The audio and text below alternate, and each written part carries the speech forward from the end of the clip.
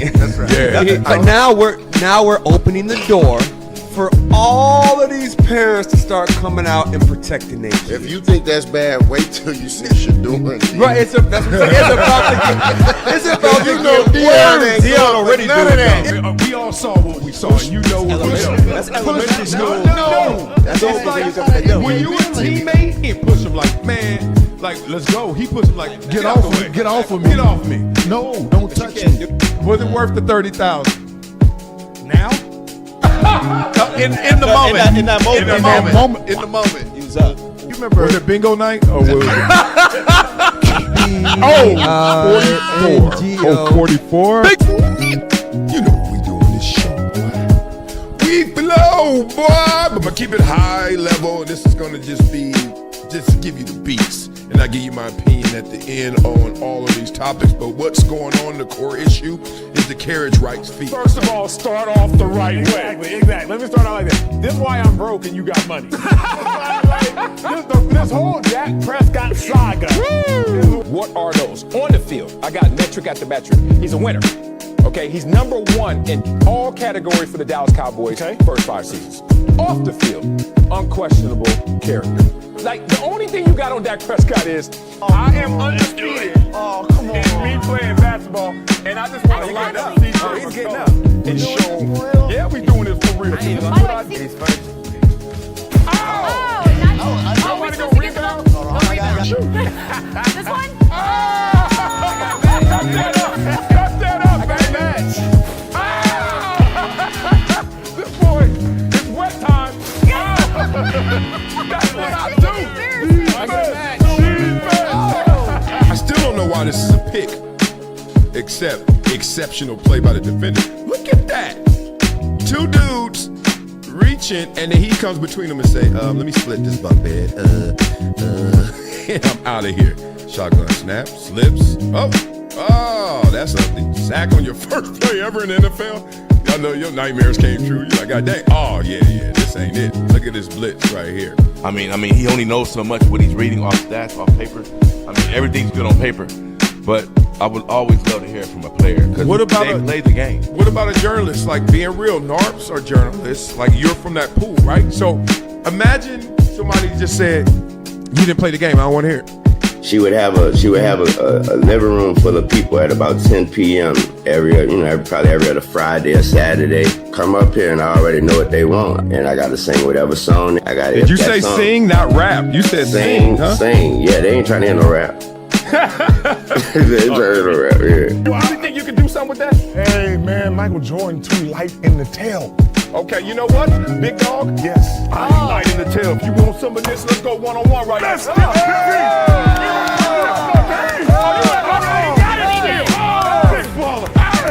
Everyone's playing the hits, but I'm a DJ. And one thing I know from my DJing experience is that you don't just play the hits. You play things that people haven't found out about yet. Discovery. Not up to me. I don't have this ego where I'm a buck, talk trash, and be like, yo, I don't like this. I don't like this. I'm gonna be like this. All right, I got enough talent. I got enough belief in me. I know what I want to do. Yep, let me go do it.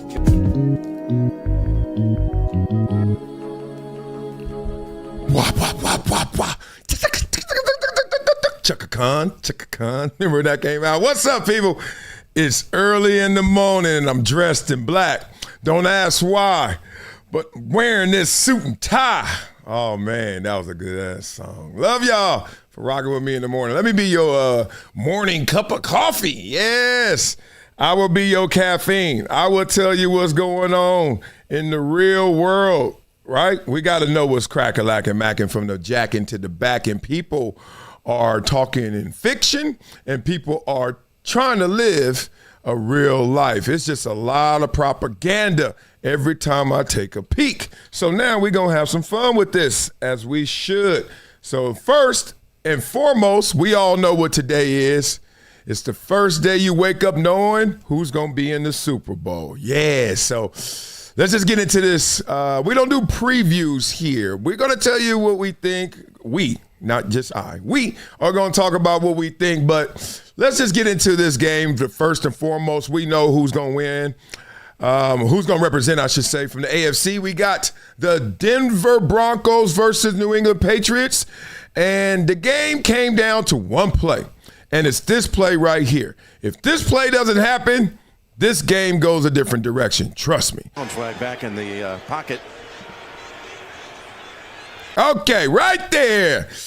In the air is not just a football. It's the hopes of the Denver Broncos. Because all you got to do in this moment is just eat it. Just take it. Take that, take that, take that. CJ Stroud, I hope you're watching this live stream. Stidham, I know you're watching. Come on, guys. Right here. The fortunes. This is what's crazy, like in baseball, the pitcher. Like, I talk to a lot of guys that's in the majors, and they like, dog, we in the outfield just sitting there like eating sunflower seeds, chewing some gum, got a little chew. And they just sitting there like, ain't nothing I can do. It's all on him. If that boy up there dealing on that mound, we got something. If not, oh well. All you're going to hear is the sound of the pitcher, the quarterback in football, you got it. You got everybody hopes in your hands. Come on, big dog. You can't do this. You can't pull it. But this is what happens. Does that ball go forward? Because if it goes backwards, after that is going to be a touchdown. It was a forward, backwards. Look, already everything's in jeopardy. That fast, we got everything in jeopardy. What's cracking? Come on, y'all. Forward pass by the quarterback. Come on. By New England. It'll be first down for the Patriots. So now, my thing is, 53 contacted the hand and the ball before he's decided split second. Oh, let me just try to shot put this thing. And now you're going to take care of yourself. Look at you trying to preserve your body. he know that ground coming. Oh, this is just one play in the NFL. This is what amazes me. Once you're done playing, you realize, dog, look what I did to myself. This is one play. This dude about to land on him. Let's go. No, he just beat him. Just DDT'd him. All right. Yeah, that's a great point to get out of there. Basically, we know what happened. Then the second half, we couldn't even see the game. I wonder what the ratings were for this game because, boy, it got ugly. The snow kicked in. The wind was swirling. They couldn't make field goals, blah, blah, blah. Tight game, but we know who won. The Patriots. What was it, 10-7, something like that? Tight game. So you look at it like that. The Patriots and the Broncos were the two teams that stuck out in the AFC in terms of the wins, in terms of, okay, we don't know if these teams are ready because first-year head coach in New England, not like a first-year head coach, but in New England, and you got Mike Vrabel. Then you're thinking about Sean Payton, okay, Denver, the roster looks good, but is the quarterback ready? He's young, the young quarterback in New England. And everybody just had some hesitation. Well, they went out there and they balled out. So a lot of times it's not just what we see on the stat sheet. A lot of times it's not just what we see in personnel. A lot of times it's the emotions. And that's what people don't understand. It's a great game of skill. It's a greater game of will. And never test or doubt a man who really wants it. First of all, congratulations. I see your tears. What are your emotions feeling like right now going to the Super Bowl? I'm just so proud of this team, man. You don't know how hard this year has been, bro, battling the injury and coming back, being around the right group of guys, man. Great quarterback, great OC, great team, great head coach, man. It made it all worth it, man. All the hard work, man. We got one more, man. I just want to rejoice and take this moment in and just be thankful for God. It's hard, man. So we got one more, man. So, Steph, that rehab that you had to get back here, you called this most fulfilling year of your career. There were some people that wondered, would you come back and be the same player? What? Before we get into that, I never knew that he gets so emotional. Not that every other word would be man. Like this dude, he said 8 mans. Oh, man, let's keep going. Get it? 8 man? What did you want to prove to yourself and to the world? Man, Eric, man, they was calling me washed. Said I ain't having no more, man. I just wanted to, I tell everybody, I just wanted to prove it to myself. I am who I say I am. E took a chance on me. This team took a chance on me. I just wanted to make them proud and make them. Just thank you, man. I'm thankful. Steph, I remember the last time you were at the AFC Championship, you watched the Chiefs celebrate. Now we're full circle, and you're celebrating. Can you put into words the journey of getting back to here and accomplishing your goal? Hey, God don't make no mistakes, man. I had a real journey, man. I'm just thankful to be where I'm at. People just don't know how hard, man. I give all the glory to God. I stand firm, 10 toes, man. That was a great team that we just played. We fought hard, man. I'm just thankful to be where we are right now, and shout out to God, man. He did his big one. Last one for me, your quarterback. He gets that last. That's a soldier, man. That's an MVP, man. That's a guy that stands 10 toes, battles through adversity, man. He's a hell of a player, man. I'm riding with Drake May, man. I'm thankful to have a quarterback like that, and I'm gonna give him everything I got every time. Absolutely, man. And the reporter ended it. Absolutely, man. Osmosis kicked in. Oh, man. He said, shout out to God, man. I mean, look, God takes praise, I'm sure, any way it comes and glory. But damn, we talking to God like he the homie, man. Shout out to God. I want to say what's up to the whole West Side. You know what I'm saying? Everybody out there that on Slauson, everybody. You know what I'm saying? East Side too. What's up, boy? Needed y'all, right? And most importantly, I want to give a shout out to God, man. I jest. Oh, that was beautiful, man. Somebody send that to the Guinness Book of World Records, and we got to see, is that the most times we've ever heard the word man in 2 minutes? Because I think it's close. It might be the record. It might be. Well, we know what happened over there, right?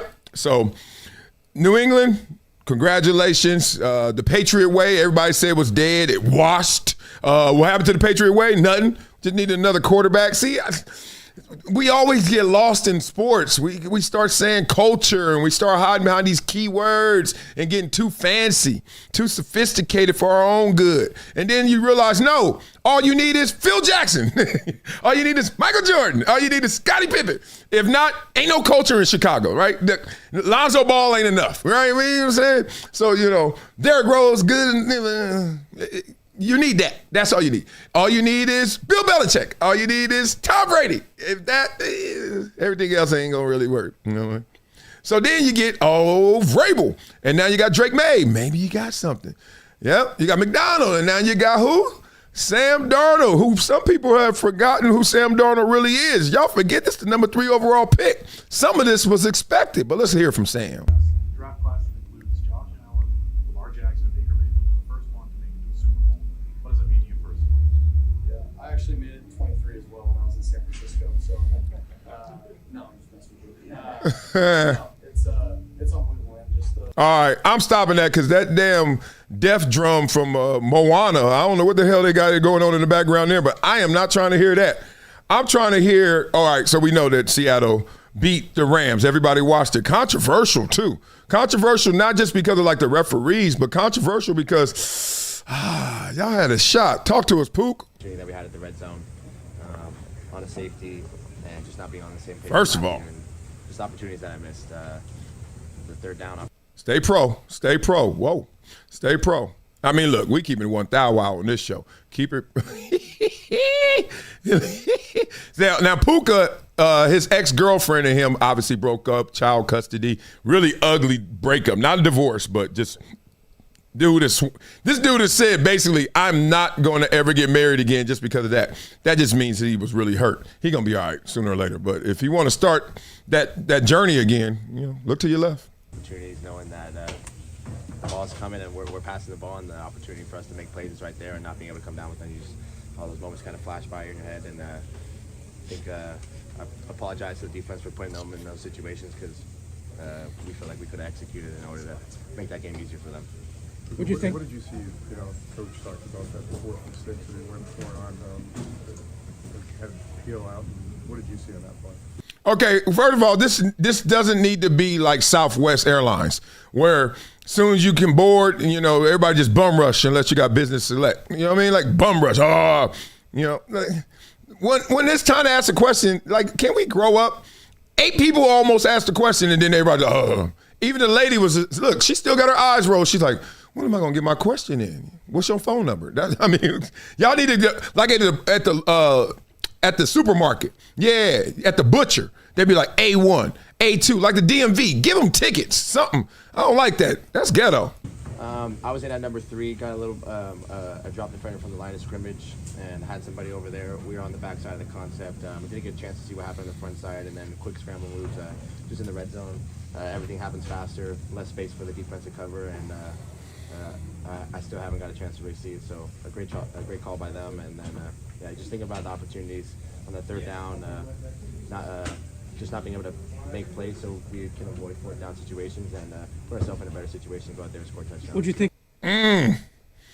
Less space for the defense to cover. Remember, guys, the red zone, as much as you get excited for the offense, the defense is kind of sitting there licking their chops too. They're like, oh, we got to do the same thing, but with less area to cover, might be easier. Actually, it is. So that's why you see a lot of times offense stall once it gets to the red zone. You see it going all the way up from the 20s to the 20s. You're like, damn, they about to score. Then kick a field goal. Why? It's tough. Like, we ain't got to cover the whole acreage. This whole farmland ain't ours no more. Just this little bit right here, this little plot, and they can cover it. So that's what happened to the Rams. But let's not be too fancy. Let's not be too sophisticated. Seattle won the game. Rams lost the game. Let's talk a little bit more about Seattle winning this game. Some people saw this coming from a mile away, a long time away, a long time. You know, Dallas is my home. I made my home there. You know, my family lives there. You know, I'm forever going to be there. But, you know, I know for sure I'm not going to win a Super Bowl there. So, yeah. We here. We here. DeMarcus Lawrence, welcome to the Seahawks. Thanks for joining us. It gets deeper than that, y'all, but you know me, I like to build it up. I'm not going to say conspiracy, but I'm going to say conspiracy. Huh? What should happen right here? Look, let's go a little deeper on an analysis before we get into the conspiracy, because that was a little breadcrumb. Like, okay, you ain't going to win one in Dallas. He had a mic drop, so he actually wrote that or thought about that before that, because he's like, we ain't going to win one in Dallas. Let me see if I get the right one. Damn. Nope. That's what he did. He was like, yeah. I like it here. You know, I'm always going to be a Dallas Cowboy, or I'm always going to have a home out there. I'm always going to be all that. But you know we ain't going to win no Super Bowl there.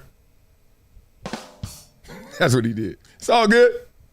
Now you sound like Nostradamus. Everybody like, damn. But it could have went a different way. You got to be smart.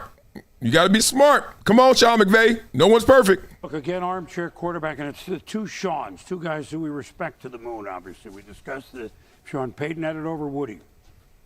If Sean McVay had it over on 4th and goal, about 5 minutes to go, figuring, or, you know, I'm going to get the ball again, but a field goal would have made it 1. Would we have done that differently? We wondered. I wasn't surprised that he... Actually, I was surprised a little bit that he went. Like, you got to understand, and I get it. There are a lot of people out there that are going to say analytics, and the ESPN analytics will say go and all that. Hey, at some point, understand the momentum of the game. Understand how it goes. And at that situation, if Sean McVay, you bring Mevis out there, you kick the field goal, now you put the pressure back on Seattle's offense. And so now, if you're Seattle's offense, and if you go 3 and out or you get a ball back, we don't need to drive for a touchdown. We got a kicker that can kick a 50-yarder, and we're on turf, so we don't have to worry about the footing. And so now the pressure goes back to Seattle's offense to keep the football. I just think, and I hope it doesn't rear its ugly head in the Super Bowl, if you're a coach out there and you got an opportunity, the name of the game is to score more points than the opponent. Like, last time I checked, that's a field goal counts as 3 points. Let me see. That's rule number 1. It still should be rule number 1. Score more points than the other team. But for some reason, we get coaches that get a little greedy.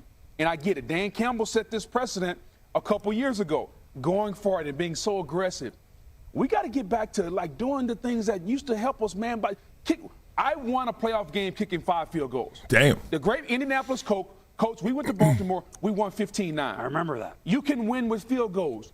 Don't be so disappointed and feel like you have to go for everything. And I think if you're Sean McVay and you're Sean Payton and you have a conference this offseason, they're going to talk about, hey, maybe we need to learn how to kick a few more field goals. Well, let's go here. No lie. In that situation, I understand both sides. And that's the problem. You're going to have to go like this. You know, like, if you go to Vegas, you're playing blackjack. The only game I really play other than war, but people don't want to hear about war stories in Vegas. So, blackjack. Everybody played blackjack before, right? There's a way that you're supposed to play, right? The way that the house says, and you know that you got to respect the shoot, and you don't double down on 12s and all that stuff.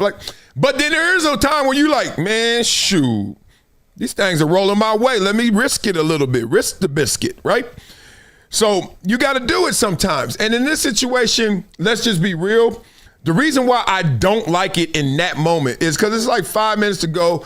If you kick it and get 3, you're still down 1. However, you know you're going to get the ball back. Now, if they get the ball and score a touchdown, you down by 8. Guess what? You still can tie the game. Now, chances are they're not going to go and get it and score a touchdown, but if they do, that's the 8. If they don't, you're back to the 4, and then you're back to where you were. Now you know in this last time with the ball what we got to do. But what happened is they didn't get anything out of it. You didn't get the 3. So now you're still down 4, and then you got to go down, and then you you got the ball, and guess what you got to do? Score. You get the ball at the 8-yard line or something? It's wrap. What happened? Puka got tackled, and they said he was inbounds. Clock expires. You had 25 seconds, and you could have been down a field goal. You could have been down a field goal with 25 seconds. Now, that's confidence. With Matthew Stafford, the MVP?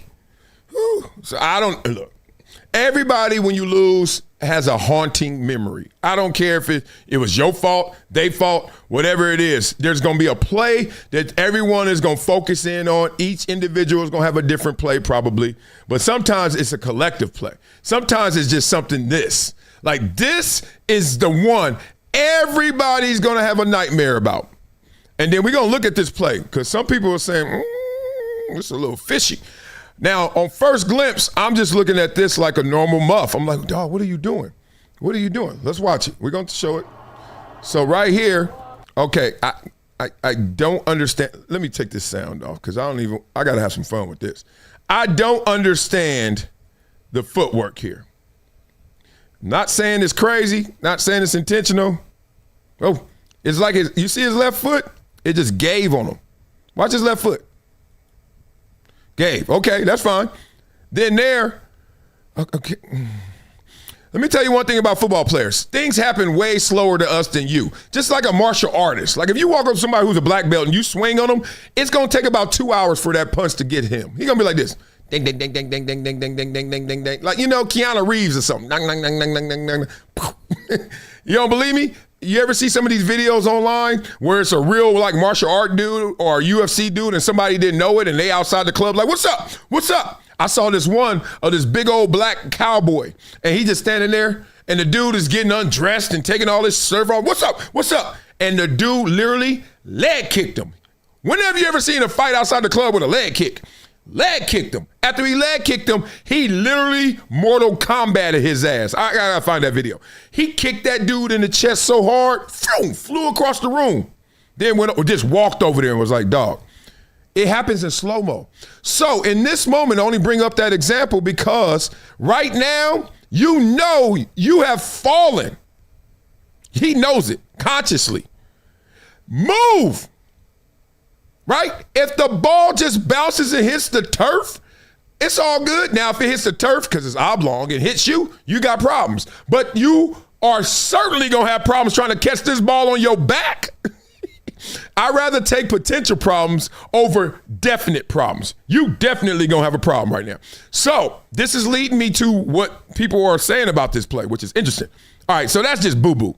Now, breakdancer never looked this good. This boy hit an egg roll. If y'all know breakdancing, y'all know what an egg roll is. This sucker, and obviously, this ain't gonna work. That ain't gonna work.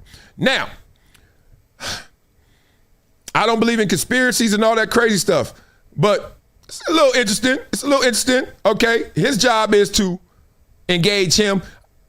One-on-ones is tough. I give you that, especially you got to go against a guy like this. He's a receiver, backup receiver. I don't know who he is, but he fast too, and he look bigger than you. He fast as you, and he bigger than you. But you're supposed to press him. Whatever. When it's 2-on-1, they run that fool into the crowd. Whatever. But watch this. This is interesting. All right, I'm tapping. Like, okay, it's probably going to be a fair catch. If not, he going to run. I don't want to block him in the back. Okay, that's fine. Okay, so... Okay. I mean, look, How many times we watching the punt return gunners on every play? We not. But I've played a lot of football. This is interesting. This is not coached normally. This ain't what you do. You still get your eyes on him just to see what happens here. Then you turn to try to help. First, you got to make sure he's going to secure this. Then after he secures it, you want to make sure that he has a lane. You ain't gave him a lane or security. Watch this. So he tapped, he gone. Then all of a sudden he does a weird fall and then fall, recover, and Hello. Now, you know me, I'm never going to go somewhere I don't want to go. I don't care where it is. I don't care if it's to go see the Wizard of Oz. If I don't want to go see the Wizard, I ain't going. And then this. Oh, he gave me the NBA. I ain't do anything. This is the NBA, I call it. Watch this. Watch his reaction. Oh, no. All right. First of all, every kid I coach, when I see this, I'm more mad at this than the fumble. I say, oh, no. You are not an actor. Stop acting for your mama and daddy. I usually say it in a nicer tone, but you are not an actor. Stop producing. I got a guy, one kid, he throws an interception and immediately, they all do it, but this kid really does it. He throws an interception and immediately does this. And my one hip ass was running to him and grabbing him by the back and pushing him. Go get his flag. The play is still going. I don't care about how you feel. Your teammates certainly don't. Go get the flag. Instead, it's a pick six because you sitting there trying to get a thespian award. You trying to be Denzel out there. Nobody give a damn Smith right now. Bad habit. Body language. Unacceptable. Keep going. And then he gets So that led a lot of people to saying, You don't always make the game-changing play, good or bad, in the fourth quarter. The game on the line. Now, sometimes they hide it. Who's they? People saying that that might have been a little bit rich. I think his leg just gave and then it just all added up. But a gunner that ain't helping, gunner defense ain't helping. He turns away and don't even care. Didn't even look at did he catch the ball? Like, he didn't do his part. Then he didn't do his part. He falls down and tries to catch it on his back. Then he gives me the NBA.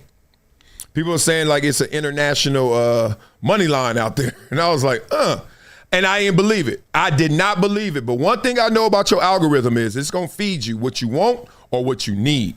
So either it's going to give you some confirmation bias, some affirmation, or it's going to trigger you. That's the whole goal of every social media platform. Please understand this. It's a business. All they want is engagement. All they want is time spent viewing, okay?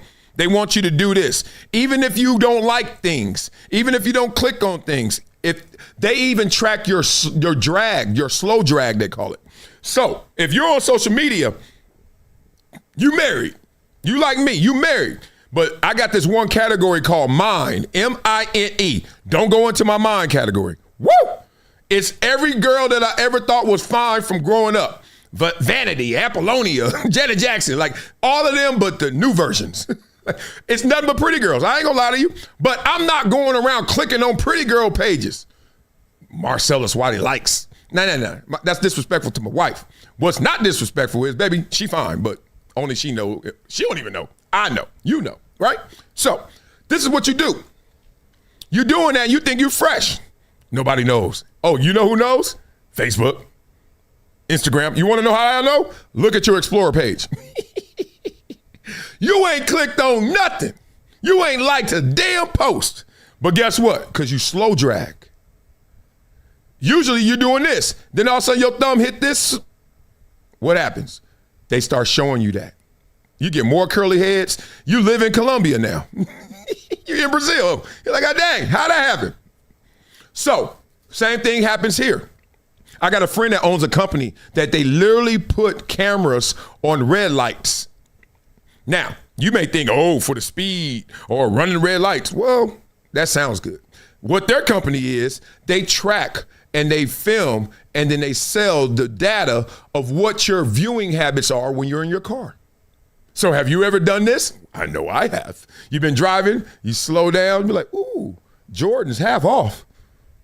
You just slow down. Once again, that slow drag. That car slows down. That car, the driver is looking. And you know what happens next? By the next red light, all of a sudden on your phone, when you're doing the scroll to look at the Colombians and not click on it, guess what you get? Half off Jordans. Man, I was just thinking about that. I just saw that right there. Want to get away? So all this conspiracy stuff makes me laugh because this is what happened when I saw that play, and I'm sitting there thinking like, damn, this ain't adding up. But, you know, sometimes it doesn't add up. But then I see this, and I'm like, oh, this is crazy. I got to make it bigger. Okay, this is crazy. Okay, this is the Super Bowl. This is from September of last year. Okay, I'm going to show you this first. 32 teams with February dreams were so back. This was posted last year in September. Right here, September 4th. Okay? So they start with, obviously, the Super Bowl champion. September 4th, y'all. Then you got, I guess, you know, they just starting to get a little bit of random. Some teams that was in the playoffs, obviously. This is last year, y'all. Y'all want to see something crazy? Y'all want to see a dead body? Look at that. Look at that. Jackson, Allen, you know, Mahomes, all the cats, right? Burrow, Watt. Hey, excuse me, homie. Can I get to the front? Excuse me, TJ. Yeah, y'all ain't got no coach. Oh, y'all do got a coach? We're going to do that topic later? Okay, homie. Cool. Let's keep going. Hey, what's up, Jared? Man, tough year this year. It's all good. Don't fire y'all coach. All good, y'all didn't. Dak, make that money, boy. They don't understand how great you are. Excuse me, Tua. Ooh, Tua, get out of here, dog. What you doing? You ain't starting no more, homie. All right, let's get over here. Let's keep going. Wow. Oh, Myles Garrett, congratulations, homie. I see you, baby. Sack leader. That's tough to do on a team that don't even win that much, man. You're a beast. All right, what's up, Puka? Took Cooper Kupp job. That's messed up, homie. All right, let's go. Hey, Jefferson, don't trip. Don't trip, baby. Don't trip. I know you need a quarterback. I know. You couldn't even make the Pro Bowl this year. Did they vote you in? You get an alternate? That's messed up. Anyway, let's keep going. All right. Oh, Herbie. I know you that dude. You my favorite, man. It's just your O-line. Sorry. Suspect. You need some help. All right. You got some help, though. McDaniel coming. He got rid of Tua. He was like, forget that. Wait. Hey. Baker, what's up, boy? You still mad at Stefanski? Man, let that shit go, homie. Peace. All right, big dog. Wait. What? Y'all catch it yet? Y'all catch it? Beat it up in the comments. Y'all see that? Did y'all see what just happened? Who in the front? Who is in the front in September? Come on now. No.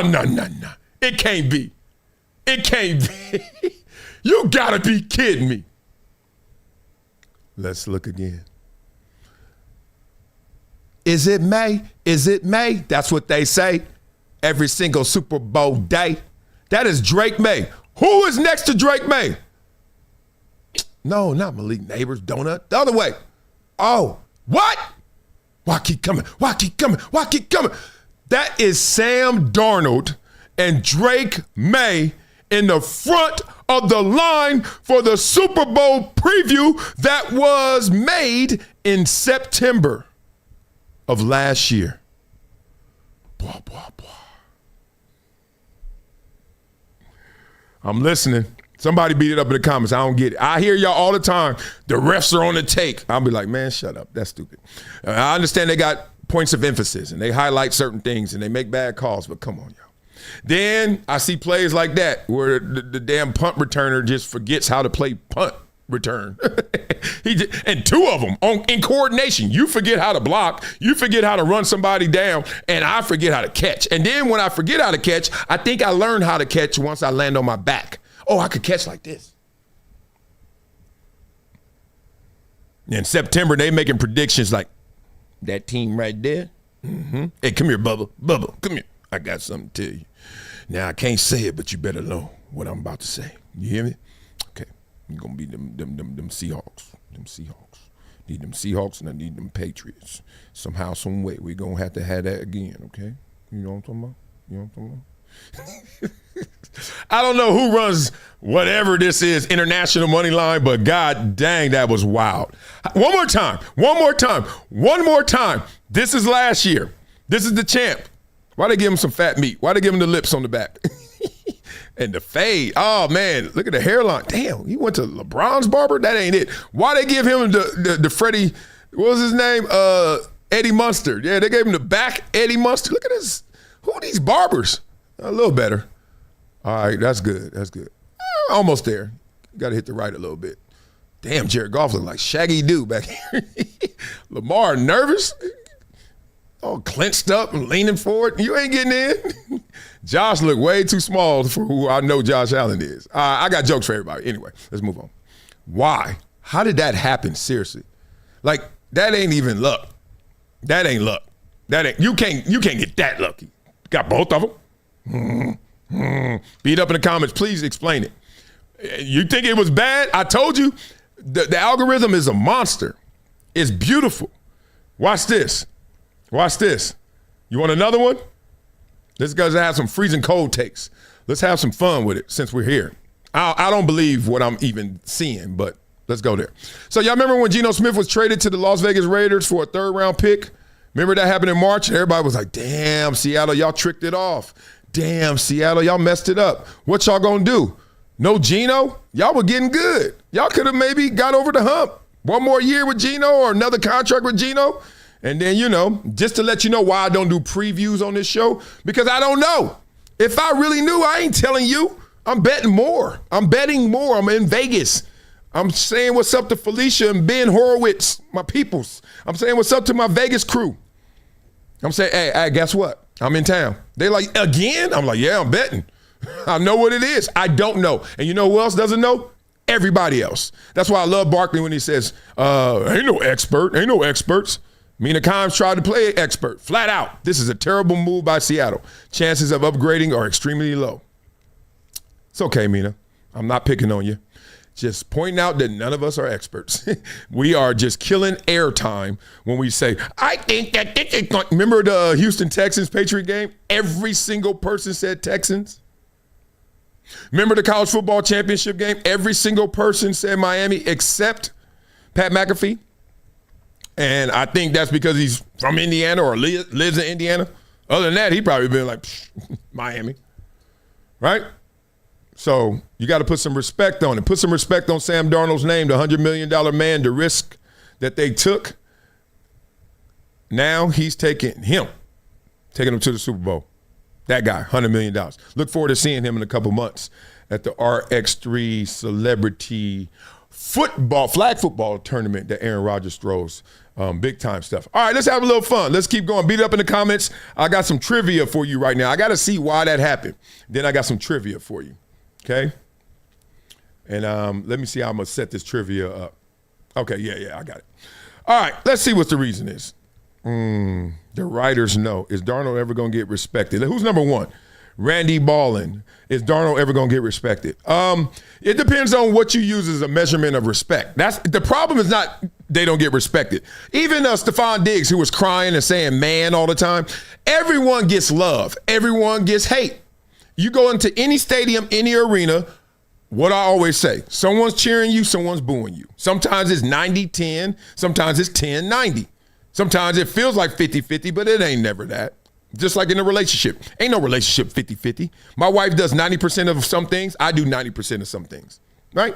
Or maybe sometimes I do 100%. She does nothing with that. And then I do nothing.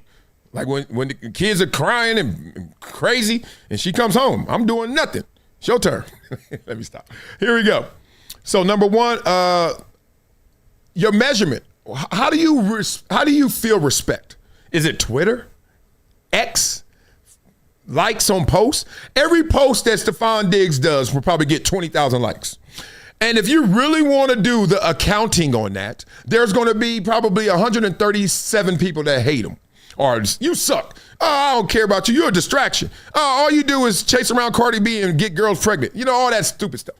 Okay.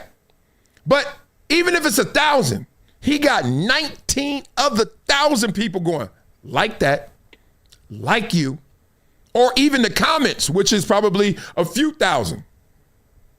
You might have 1,000 bad comments, which is a lot, and I don't think he gets that. Let's say 500 for real. You got 3,000 good, 4,000 good. But you know how the human brain works? Just like how Michael Jordan told us it works. in your biggest moment, your best moment, you sitting there, you are Michael Jordan. You are in the Hall of Fame at your Hall of Fame speech talking about high school and this coach. Not in like remembrance, but in like, yeah, I'm still mad. It's basically that one tweet that got in your craw. And them billions and billions. You can't get more love playing sports than Michael Jordan. He is GOAT or not. GOAT or not. No one has gotten more love playing sports than Michael Jordan. That includes Muhammad Ali, rest in peace. Nobody. Because Muhammad Ali had way more hate. No one has gotten more love. Trust me, I know the currency of sports. No one. No one. Not even Kobe Bryant post-death. Nope. And we're going to do a remembrance to Kobe Bryant in a sec. Nobody. And he still, in that moment, and all that love and glory, had to point out some hate. So to answer your question, long-winded answer is, everyone gets respected. It's just, are you caring about who respects you? That happens with women a lot of times in relationships. That happens a lot of times with dudes because you really are social climbing. You want them to like you. And it's a certain group. And then when that group likes you, you want another group. You get greedy, your ego.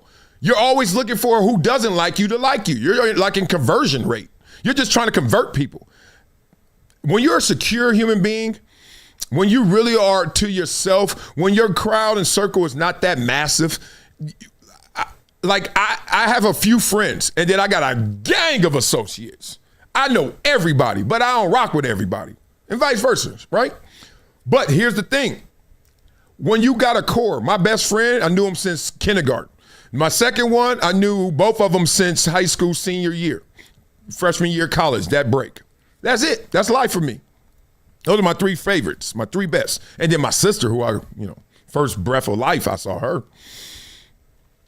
I'm not trying to convert nobody. So I never played they don't love me, they don't like me, they don't respect me. Who are you talking about?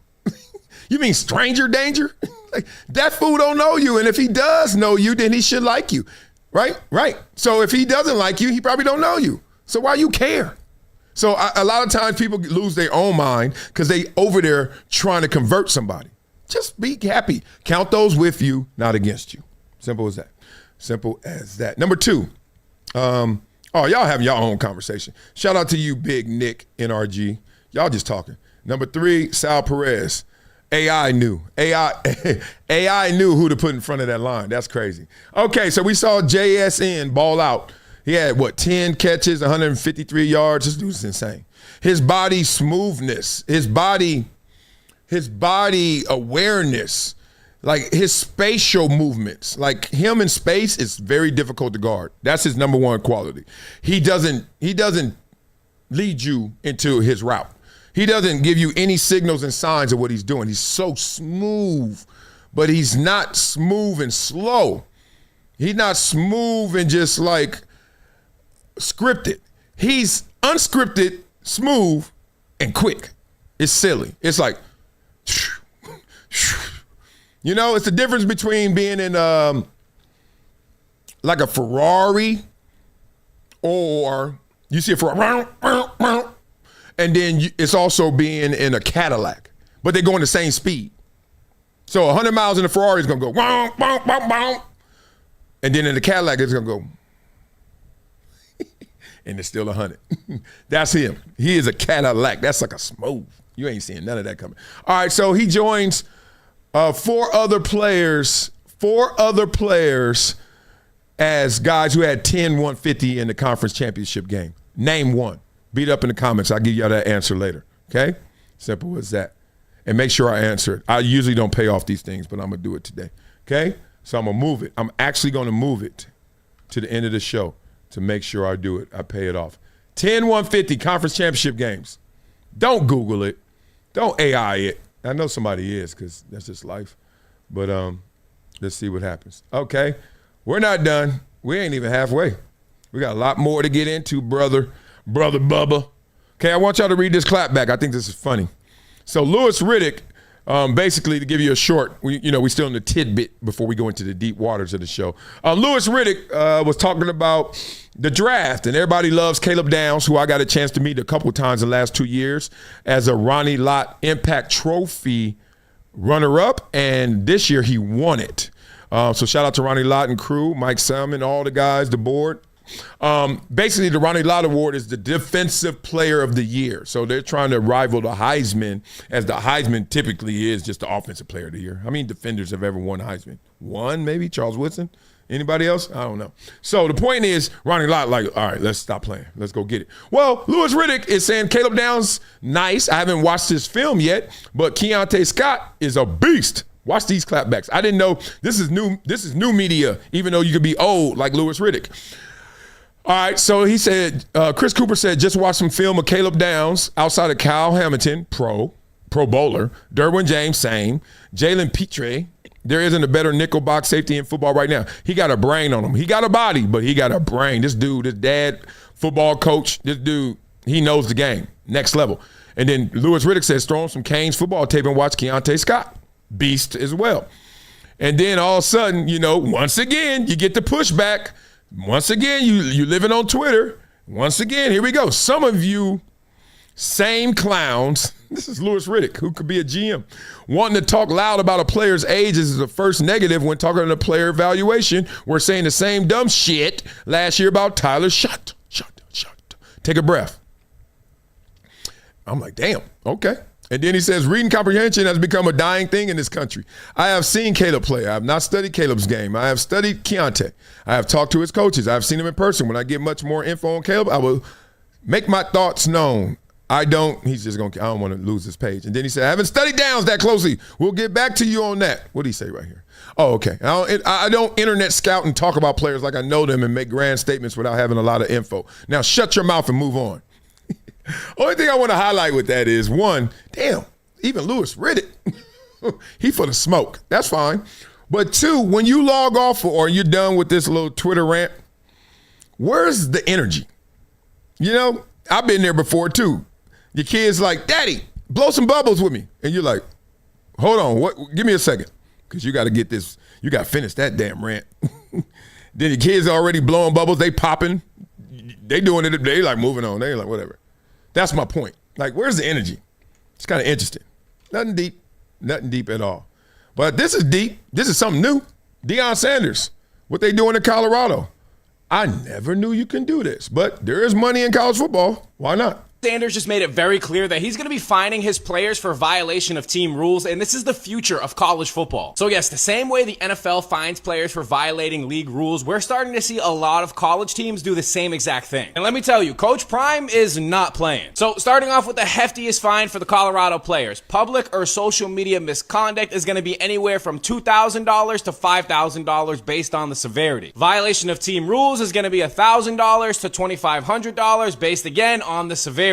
No showing to a treatment session is going to be $1,500, meaning if you're not in the trainer's room for something that you need work on, that's going to be a fine. If you're late to one of these treatment sessions, that's going to be $1,000. To no show to a practice, which is pretty insane, that is $2,500. No show to a meeting or film session, that's $2,000. Late to a workout, another $1,000. Late to practice, $500. And I don't know if Prime is fining players for this, but in his team meeting, he made it very, very clear. Do not wear your old school's gear in our building. Saying it's extremely disrespectful if you're going to eat our food, be in our building, and wear your old school stuff. Basically comparing it to what if your girl was wearing her ex's stuff, which is 100% true. And it makes sense. You're going to start paying these players a lot of money. You fully expect them to act like professionals. So I support what Coach Prime is doing. Deion Sanders just... I do too. Blah, blah, blah. Yeah, I mean, look, I wasn't thinking about it, and I wasn't going to be first to it because I wasn't thinking about it. But now that it's happening, oh, yeah, the domino's going to fall. Everybody. You need to have this. These suckers getting paid? Okay, I'm going to show you what you really care about. You better care about Colorado football first. Because if you don't, then it's on. So this is the only thing that cracked me up is how I can actually act a fool on social media and get fined $5,000, but if I miss practice, only $2,500, I might miss a couple practices. It's the same as just going F you on social media. He going to have to revise some of these numbers because missing practice is way I understand the collateral damage and all our reputation and all the care about us more than you care about what they think. So beat it up in the comments what you think about that, Deion Sanders, and what's going on with the fine system. And I'm not even going to take a break. I want y'all to see this headline. it happened again. Dana White confirms that the UFC, the 324 fight was pulled due to betting irregularities. I got the word out, irregularities. I'm not going to go deep into that, but that's happened. That's happened there. That's happening a lot. Like that's how they got them NBA dudes kind of caught up. They was like, yo, this money moving. So somebody tell me, was the money moving on that Rams-Seahawks game yesterday? Because after that damn punt muff, anybody? Somebody? No? You can't cancel an NFC championship game. I know that, but god dang. The hell was they doing? That made no sense. I don't understand it. So beat it up in the comments. Let's go, and let's pay some respect. Y'all ready? Let's pay some respect. All right. Get your Kobe Bryant stories going in the chat. Beat it up in the comments. 1978. That's crazy. You know why that's crazy? Because I'm 1974. So whenever you see this, obviously this was not natural causes, but still, you see somebody dying who lives such a full life and they're younger than you, your mortality comes to mind, comes to question. To 2020. Okay. Everybody, look at the Black Mamba. First thing first is, I always love this story of how Black Mamba, because I'm an LA dude. So if you guys know DeAnthony Thomas, remember him? Yeah, kick returner, running back, Crenshaw High School. He was called the Black Mamba. Snoop gave him that nickname growing up. Snoop Dogg, right? And so he was so big, Black Mamba, in LA. I don't know if the world knew about him yet at Crenshaw. He was so big that I took time out to just go see him play in high school. Real spit. Didn't know anybody else on the team. I knew Crenshaw because that's where I ran track growing up. And, it was close to the house. But I just went. And then Big U, y'all know Big U. Okay, so I knew Big U for a while, 20-some years. And Big U set it up, and then I gave some shoes. I get all that stuff. I didn't get extorted because I actually knew him.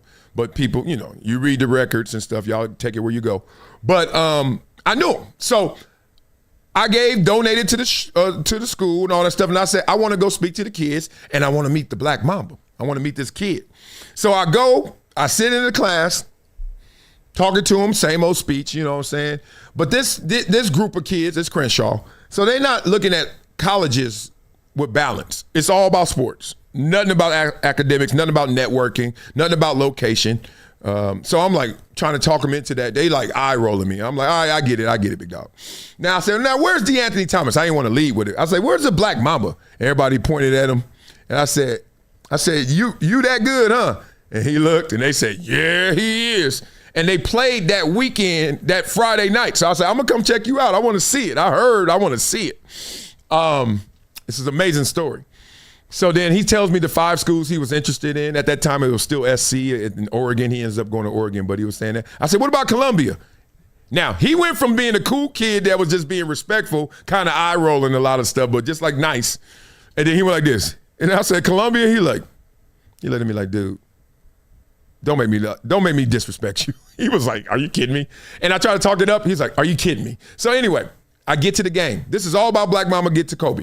I get to the game. I park. If you know Crenshaw, any of you people out there, my LA locals, you park. You know the stands right there, right? Wood bleachers and all that stuff. Remember that? So I park and you can see the field, but you can also see the field through the bleachers.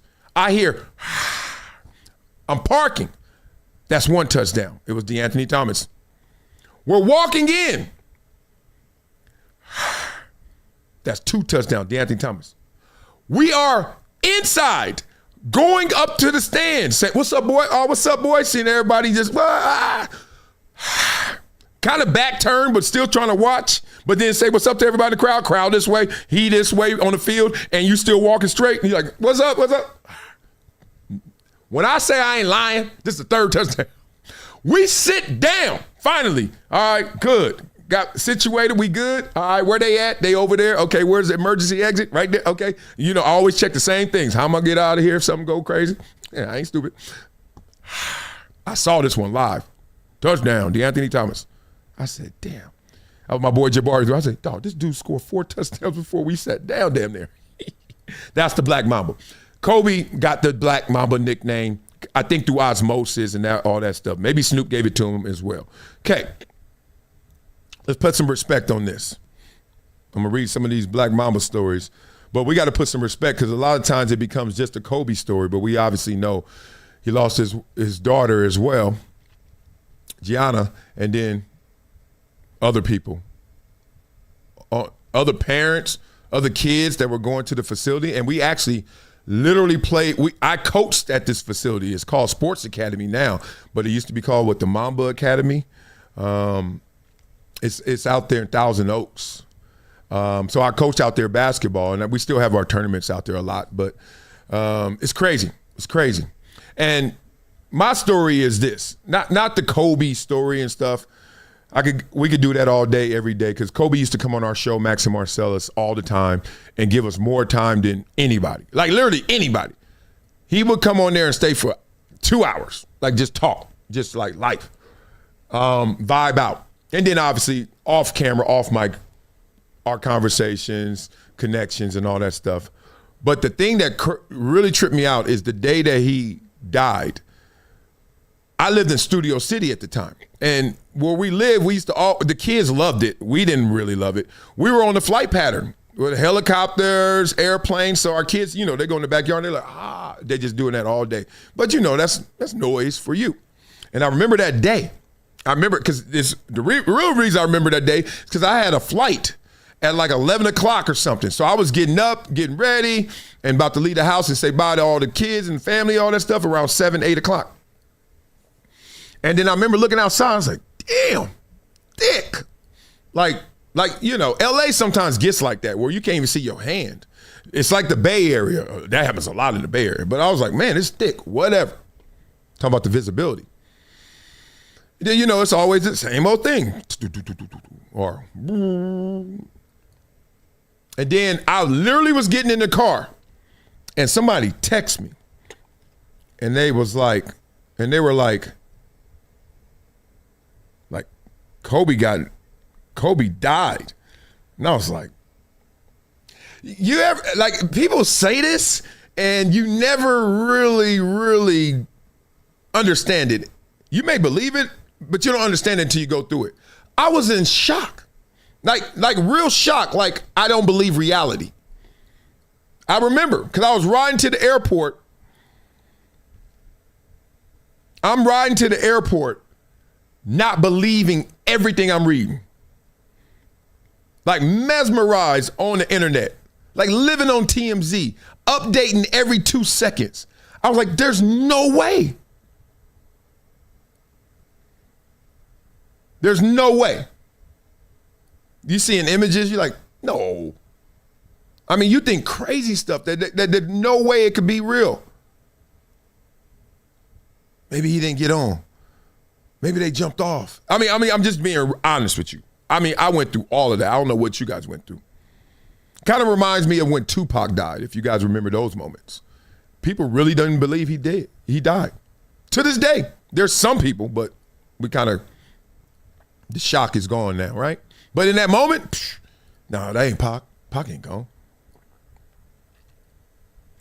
Respect to Kobe Bryant, his legacy, his greatness. My biggest takeaway from Kobe is not the mama mentality and all that stuff. It's really like how educated he was. My biggest takeaway is how smart he was. How and that contributed to everything he did. This dude wrote multiple books, knew all them languages, 7 languages they said.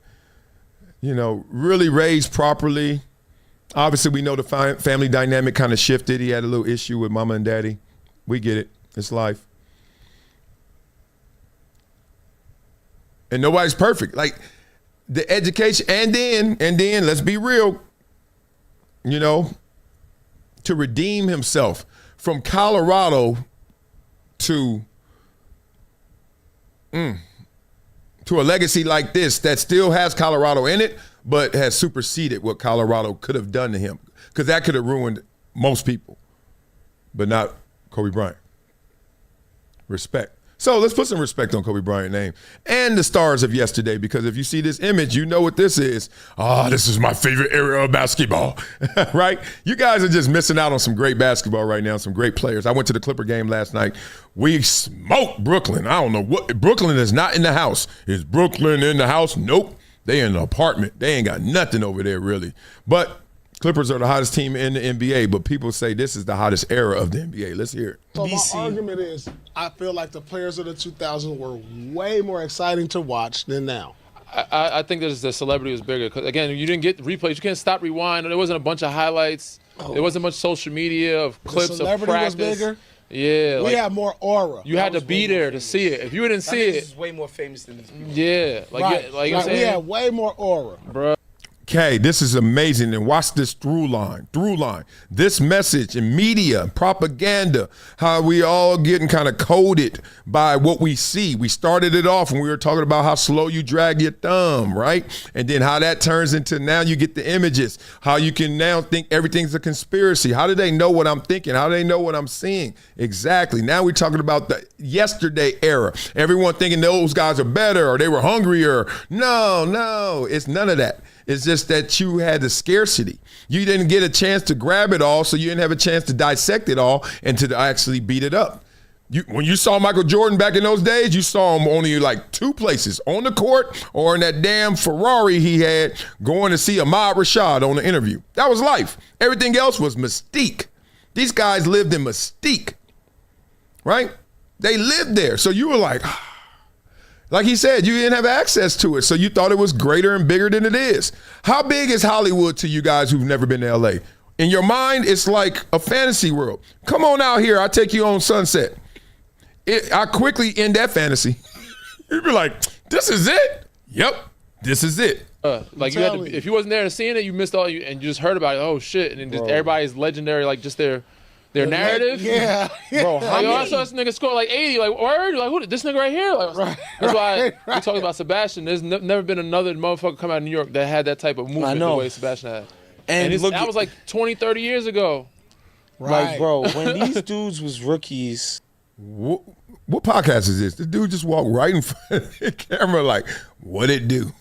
25 years I remember ago. following it via Slam Magazine, Inside Stuff, NBA on NBC, and I don't even know if we had cable that year. So I don't even know if I was watching it on TNT for real. So what I'm saying is, like, I was following these guys because it was him, Vincent, Jason Williams. Yeah, they were like that was three rookies. Like everybody, like they. We was all up for Rookie of the Year. Yeah, bro. I feel like people will It's watch. still the old heads. Yeah. It's still the still Steph, LeBron. Again, You're gonna watch these Wemby. guys are just You're gonna watch way more Wemby. famous. You're gonna watch Wemby. Yeah. You might watch Wemby got some aura. Jokic. You might watch Jokic. Yeah. I mean, the Okay. average, the right, average fan ain't watching. They're not as hyped on him, but like. All right, I'm done. That dude keep walking in there giving them water in Celsius. I love it. No, I'm serious. No, but basically, respect to Kobe Bryant, the era he came in, like to just come after Michael Jordan and actually have the world saying, you deserve the baton. Like when Michael Jordan is done and he's running his leg and he's like, stick. And at the time he was saying stick, there is no LeBron James in the NBA. Remember that, right? He's like, stick. And everybody was like, give it to Kobe. Like, make sure you're in the right lane. That's Kobe's. That's insane, dog. Dude came straight from high school. Few years in the league, and then they back-to-back championships. But Shaq was still the big dog, and everybody was like, no. That guy right there. That guy right there, him. That's sick. Got to respect that. Beat up in the comments, man. Rest in peace, Black Mamba, Kobe Bryant. Nothing but love for that. Damn, he had a big brain. Big brain. All right, what y'all talking about in these comments before we get to what's going on in Pittsburgh? Y'all feeling Mike McCarthy? Because he's replacing Mike Tomlin. It happened over the weekend. Not a lot of people caught that because everybody was consumed with football or hanging out with your itty bitties. But we got to go to Pittsburgh for a second. Let's do it. I look at it like this, Ocho. The man had Brett Favre, Aaron Rodgers, Dak Prescott. 18 years. He's had exemplary quarterback play. He's got one Super Bowl to show for it. He got 3 guys that's won 7 MVPs. Damn. He got one Super Bowl to show for it. Look at all the receivers. Look at all the great players that he's coached. Look at what he had when he had Jermichael Finley, when he had Donald Driver, and he had Greg Jennings, and he had the white kid, the young man, Jordy Nelson, Eric Deck. He had Jordy Nelson. Randall Cobb, James Johnson. Look at what he had in Dallas. Look at all the players that he had. So Aaron Rodgers, Brett Favre, Dak Prescott, Zeke Elliott, all those guys, what he's had. You got one Super Bowl to show for it. Hey, I got a question, though. I love that point. 7 MVPs, 1 Super Bowl. Now we out of balance. Because obviously we're going to see somebody right now win the Super Bowl and they ain't got no MVPs, right? Drake May or Sam Darnold. So I get your point.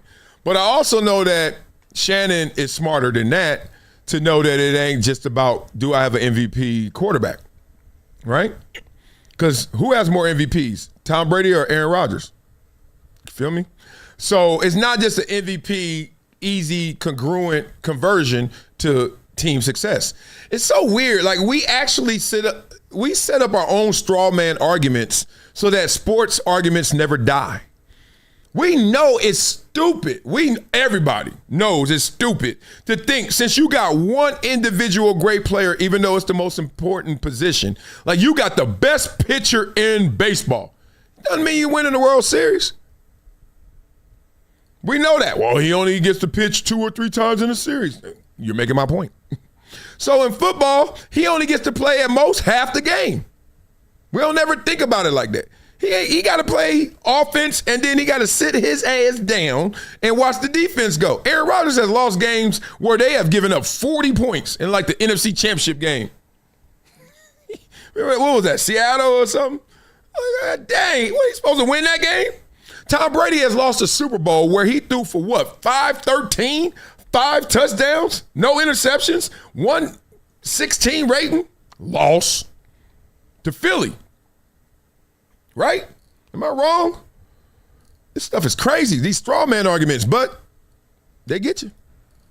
When we break it down, right, and coaches that are available for these positions, and I mean, who else would you hire though? You think about it.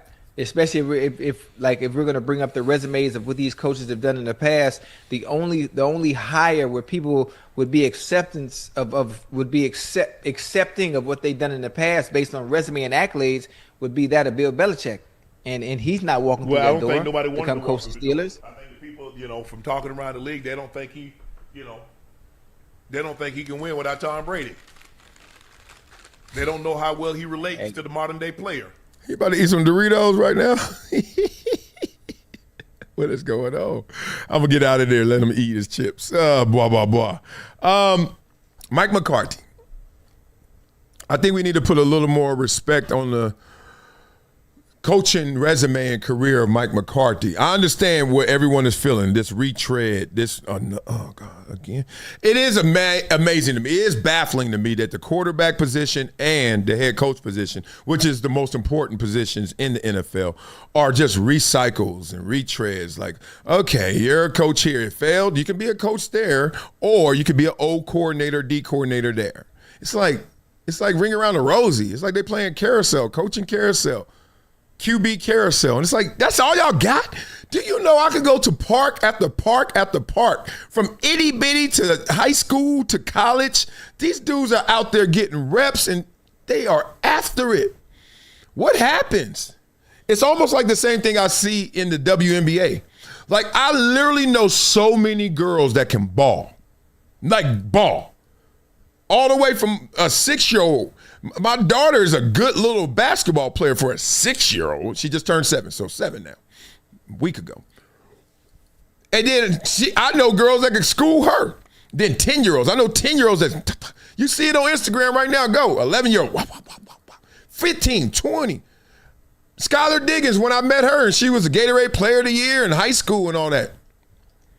Then they just get to the highest level and they're just like, it's just like whether it's the marketing or just because the competition is so stiff, nobody can stand out. You're like, what happened to all the ballers? Right? Like, we just gonna recycle you like that, Mike McCarthy? but I will put some respect on Mike McCarthy. One, he has won. So we can't set it up where, oh, you ain't never won one. And then when you win one, all you got is one. This is why when you ask me, do people respect him or respect me? I was like, yeah, everywhere you go, you get respect. But you also going to get some disrespect. Everywhere. Please understand that. Like, it's biblical. There's God and then there's devil, right? It's relative. You're always going to have the other side come along with it, right? And that's what people don't understand.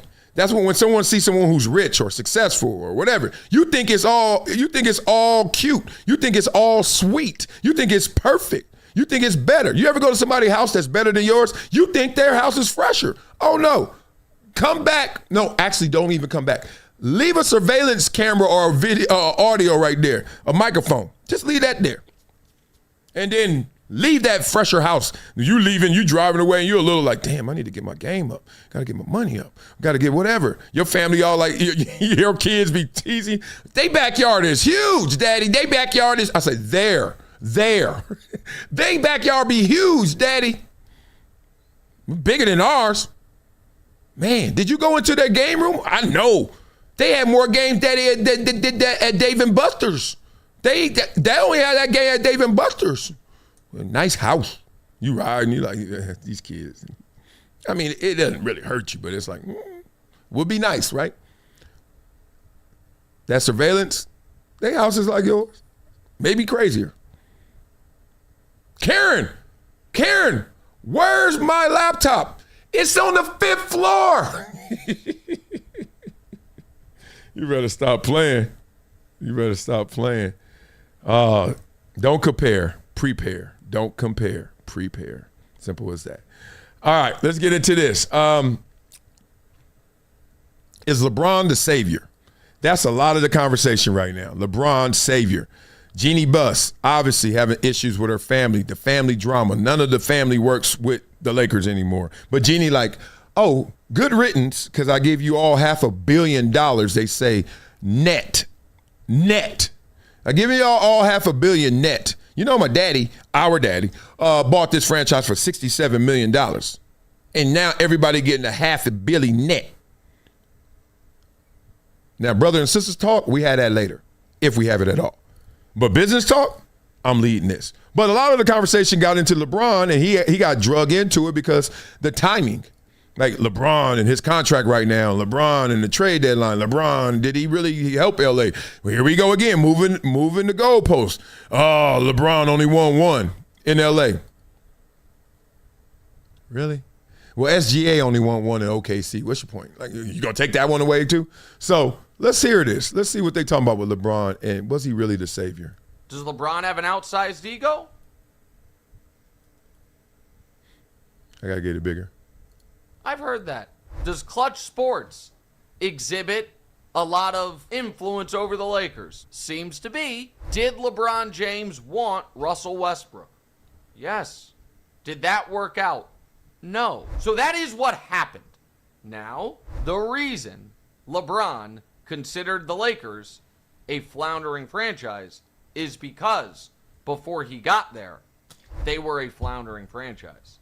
And the reason he considered himself a savior was because within 2 years of getting there, they won the championship. They were arguably the worst team in basketball for a half decade. That is a floundering franchise that was saved by LeBron James wanting to move to Los Angeles, not by Rob Pelinka or Jeannie Buss's fancy PowerPoint presentation. Blah, blah, blah. Woo! Way! Spicy. I lived through that era. I'm an LA native, as y'all know, right? So I'm retired. I'm working at ESPN. I'm covering the Lakers. And it was a tortured existence because I was a Clipper fan. So I not only got inside access to the enemy, but I became a frenemy. Like, obviously, in real life, there's no hate. I love all those people. I love all the players. Got to know them very well. etc. You know, whether it was Dwight Howard, Andrew Bynum, Pau Gasol. My boy is his financial advisor. So, you know, Kobe, LeBron. You could go there. But let me tell you the real. One thing is that I always want to get out there to give Kobe Bryant some props.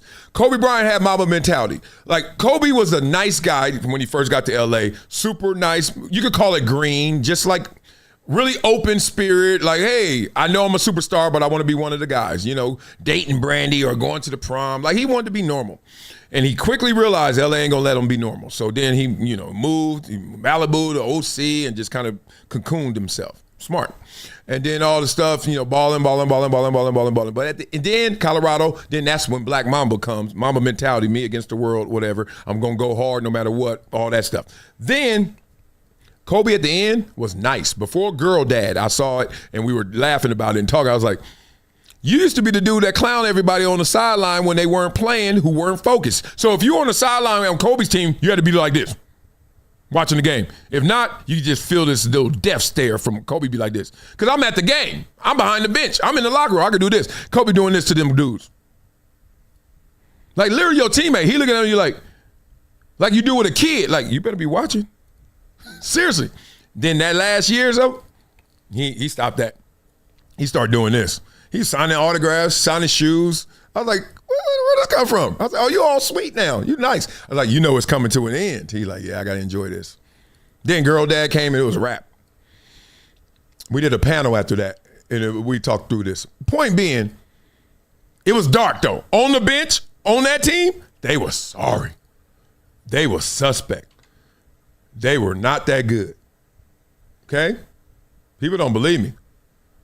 Really don't believe me. Okay, so I know a lot of times people are like, Marcellus, you're a hater. You're a Clipper fan. You're going to say anything to stir it up. No, I'm not.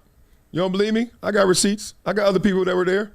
Let's go. Then LeBron got there. But as I always tell you, I was there when KCP got to town, and the buzz in L.A. was, oh, does this mean that the groundwork is being laid for LeBron?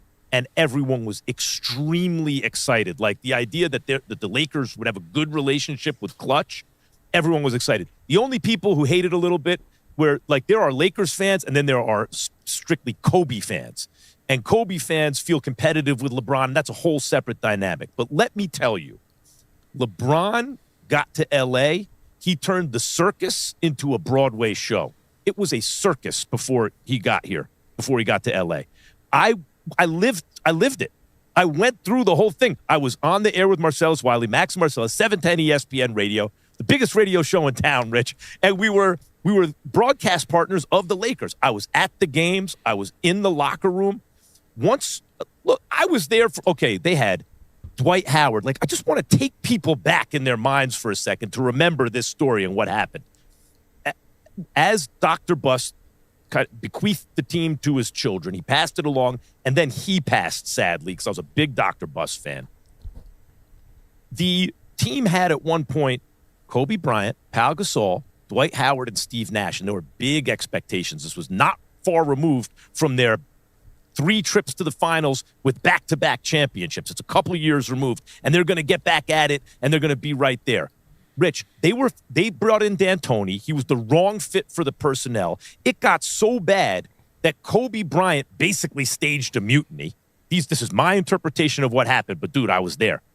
He basically staged a mutiny. Wouldn't run D'Antoni's system because they weren't going to make the playoffs. And Kobe willed them into the playoffs. He played himself. He refused to come out of games. He played himself 40-plus minutes a game for several weeks until they were a playoff team, and then his Achilles went. And when his Achilles went, remember, they undid the Chris Paul trade. Now it's Kobe, no Achilles. Jeannie handed him a $50 million contract for a year, and everyone's like, wait, what just happened? We were about to have cap space. But she was loyal to Kobe. She wanted to show, I think, signal to guys like you, hey, if you have a client like LeBron James, this is the way we treat our own, right? She was trying to show people how the Lakers do it. But meantime, the team was not competitive. Kobe's last game, which was amazing, notwithstanding, he took all the shots. He couldn't move anymore.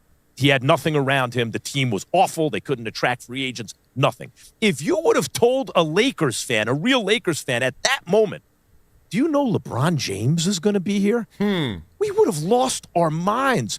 We were hoping and praying that LeBron was like, oh, my God, could you imagine? We'd have taken half of LeBron James. You give me Jimmy Butler and someone else back then and Lakers fan. But LeBron James? And then the fact that he got to town and won a championship.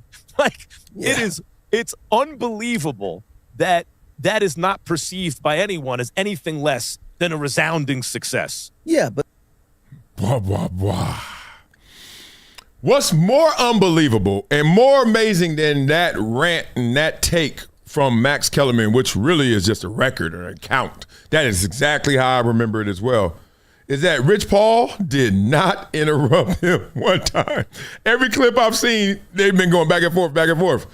But I think that was one of those where it's like a little wink. Hey, I'm going to take care of LeBron. I'm going to let you know. Let me give him his flowers without you, saying anything. Okay, let me get this one off.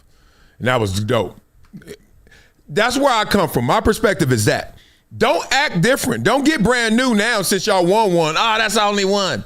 Laker fans. That's what's funny to me. As a Clipper fan, I look back and I'm like, y'all suckers, y'all really are ungrateful. The ones that are saying this. Y'all, I remember y'all begging for something to eat. And LeBron fed you and you said, this ain't good enough. Oof. You ungrateful Lakers. Oh, that's tough. So that's the way I see it. And you don't have to believe me. You don't have to believe me. Just look at this record. Just look at this. Let's go. The Lakers. Let's go back. Let's go back to when Kobe got here.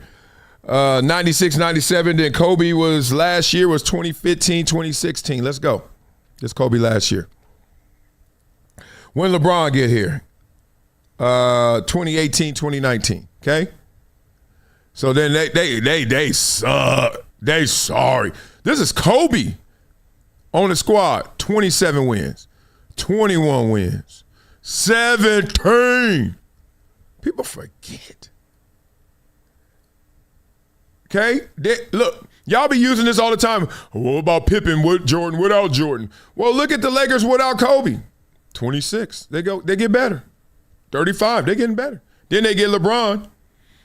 They get barely better, but better. Then they go, whoa, let's go get this championship. Whoa, Kimosabe. Anybody? Any questions? If you don't like reality, you don't like this show, you don't like me. Because we're going to keep it real here. Simple as that. So, that's how the game goes. Let's get into some deeper topics, shall we? A little deeper. Well, let's go evergreen, then we go deeper. I love this topic. Beat it up in the comments what you think about everything Max said, what I just said, and all the other stuff. Oh, thank you for the super chat. I see you, M89A412. Oh, I got super chat from a bot. A bot just gave me some money. If a bot could pay, y'all could pay. Real spit. Okay, let's get into this. NBA players. The answer, are they more athletic than NFL players? Guy in the NBA that's not athletic. That's probably a bad analogy probably I used right there because the best player in the world is probably the least athletic in the NBA. Joker. Yeah. But he's athletic in other Correct. ways. And he's so good in other ways. He ain't got to be athletic. Jumping wise, nah. He's not bouncy. Yeah. But his timing to jump is impeccable. So that's athletic though, would be my argument. Yeah, he's not springy. I don't want more like bounce wise. Yeah, like a bruh. That when you think athleticism, you think about a bruh. I do. There ain't too many white. I mean, there is some white athletic guys. Christian McCaffrey, very athletic. Yeah, but not as athletic as Christian Braun. Is that how you say his name from Denver? That's Bruce. He's white. Bruce Brown. Yeah, Christian Brown from Denver's white. That's what I'm saying. He's more athletic than Christian McCaffrey. Oh, I don't know about that. Man, I'm here to tell you, all NBA guys are more athletic than football players. But Christian McCaffrey could probably bounce like left to right like a fucking water bug. He could probably fucking go like 9 feet left to right. Yeah, but the other boy from Denver can jump over you and dunk the basketball. Christian McCaffrey ain't doing that. I'd be curious who had a better vertical. He might just be shorter. He's like 7 inches shorter. I don't care who's got the better vertical. Buddy is more athletic than Christian McCaffrey. And NBA guys are more athletic than NFL guys. Every white NBA player is more athletic. Who's more? No. Joker or Christian McCaffrey? Oh, yeah, Christian McCaffrey. Okay. Yeah. Got it. Yeah, yeah. I like the McCaffrey and Christian Braun. I think that's interesting. Yeah. Or like a McCaffrey and TJ McConnell. Who's You more got to athletic. give that to Christian McCaffrey. I 100% will. Be Oh, good here at you go. football. Christian McCaffrey ain't getting the yard unless he got all them linemen. But TJ McConnell giving you a bucket one-on-one on he's giving any football player a bucket one-on-one on the wing. I'm saying that if a dude is just trying to tackle Christian McCaffrey, he can get out of the way without having to go over you because he's so athletic left to right. But then again, he don't have to use his athleticism. He can just run straight and go through you. And if I'm stronger than you, I get a first down. And that's part of athleticism to me, too. Name a guy in the NBA. Blah, blah, blah. Two things jumped out to me. First of all, anytime I see NBA versus NFL, I'm stopping. We're going to talk through that. Because I am an NFL player here to say that we need to give the NBA players their flowers. They are more athletic in general. But what happened in that little exchange was the absolutes kicked in. That's what happens in every argument. Someone has one. They go on the extremes. They go on the margin. They find one example that undermines what you're saying, and then it seems like your whole argument is eroded. And when in reality, no, out of a billion examples, you found one, and that's supposed to make me stop saying that I'm right? That happens in every argument. So they went absolutes, and he was like, well, you trying to say that Christian McCaffrey's not as athletic as Jokic? Come on now. We get it. But that's not his point. His point was NBA players versus NFL players, right? And then I love the fact that it was that white on white. Like he was like, let's not compare it to a brother. Let's just white guy versus white guy. And here's the thing that I want everyone to notice, and I'm sure everyone has, even if you don't have this outward conversation. It is so much social and cultural when it comes to like athleticism. Let's start there. Even that, because I know black people got the trademark in this country on athleticism, right? Worldwide, a lot of times, except when you watch the Olympics and you start seeing other sports, you be like, wait a minute. So we got football, we got track and field, we got basketball, but then outside of that, it started getting a little weird. Soccer, a little bit, the Africans, but you be like, ooh. So obviously in our country, slavery had that effect of the DNA and the genetics. Like, look at me. I hate to go 6 generations back, but boy, you know what that was, right? So that, in the field, big dog, right? So obviously you pass that through the DNA and the chromosomes, all that. We get it. But that doesn't mean everybody like that black and big is athletic. Why? The social cultural part. Like literally if I were born into affluence and I was one of those families, and I meet a lot of these families, especially that go to my school, they're like, my kids are not into athletics. And there's no push, no matter what background, what color, no push for athletics. They're going to make money with their brain, not their body. One, they're like, he's sorry anyway. He ain't going to be good, so why even push him? But two, you know how we made our money? It wasn't balling, right? But we're balling. So I see that all the time. So the social, the cultural elements, and this is when it kicked into me. I think I was in junior high. And I was like, you remember where everybody was like, black girls had the best bodies? Naturally, just beautiful bodies, like big old breasts and big old booty and little waists, and everybody ran track and looked like they ran the 200. Every girl. That's what they were just saying, around my neighborhood at least. Everywhere I went. Like that was it. Like, ooh, and then nobody else had bodies like that. Remember that? Remember those days? Now look, before the surgeries. I'm not talking about the surgery. The surgery girls, you don't count. Sorry. You got HGH and steroids. You guys are not in this sport. I'm talking about naturally. Admit it. Just admit it. Socially, culturally, because it became flavor. It became fad. So then white girls started to say, I want to dance. I want to have a body like that. You start seeing white girls built like that naturally, right? Some crazy way. You're like, damn.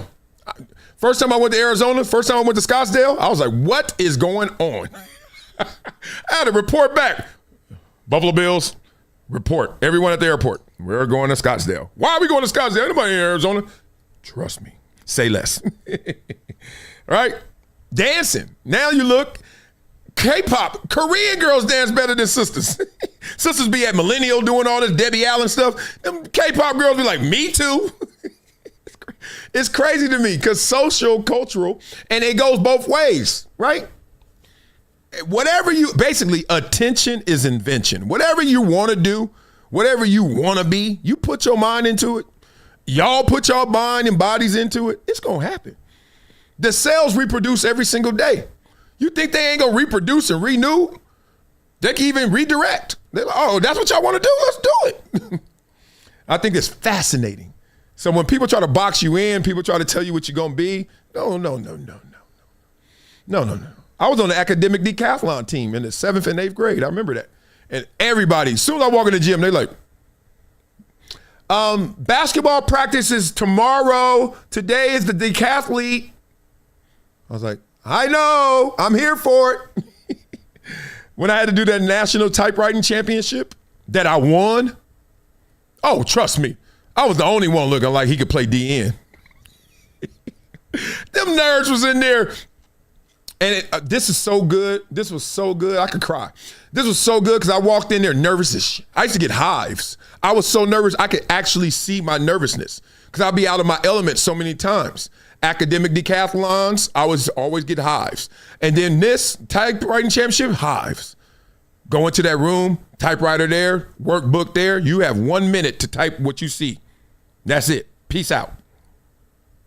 It's Murder, She Wrote in there. Old school typewriters, not word processor, not computers, not laptops.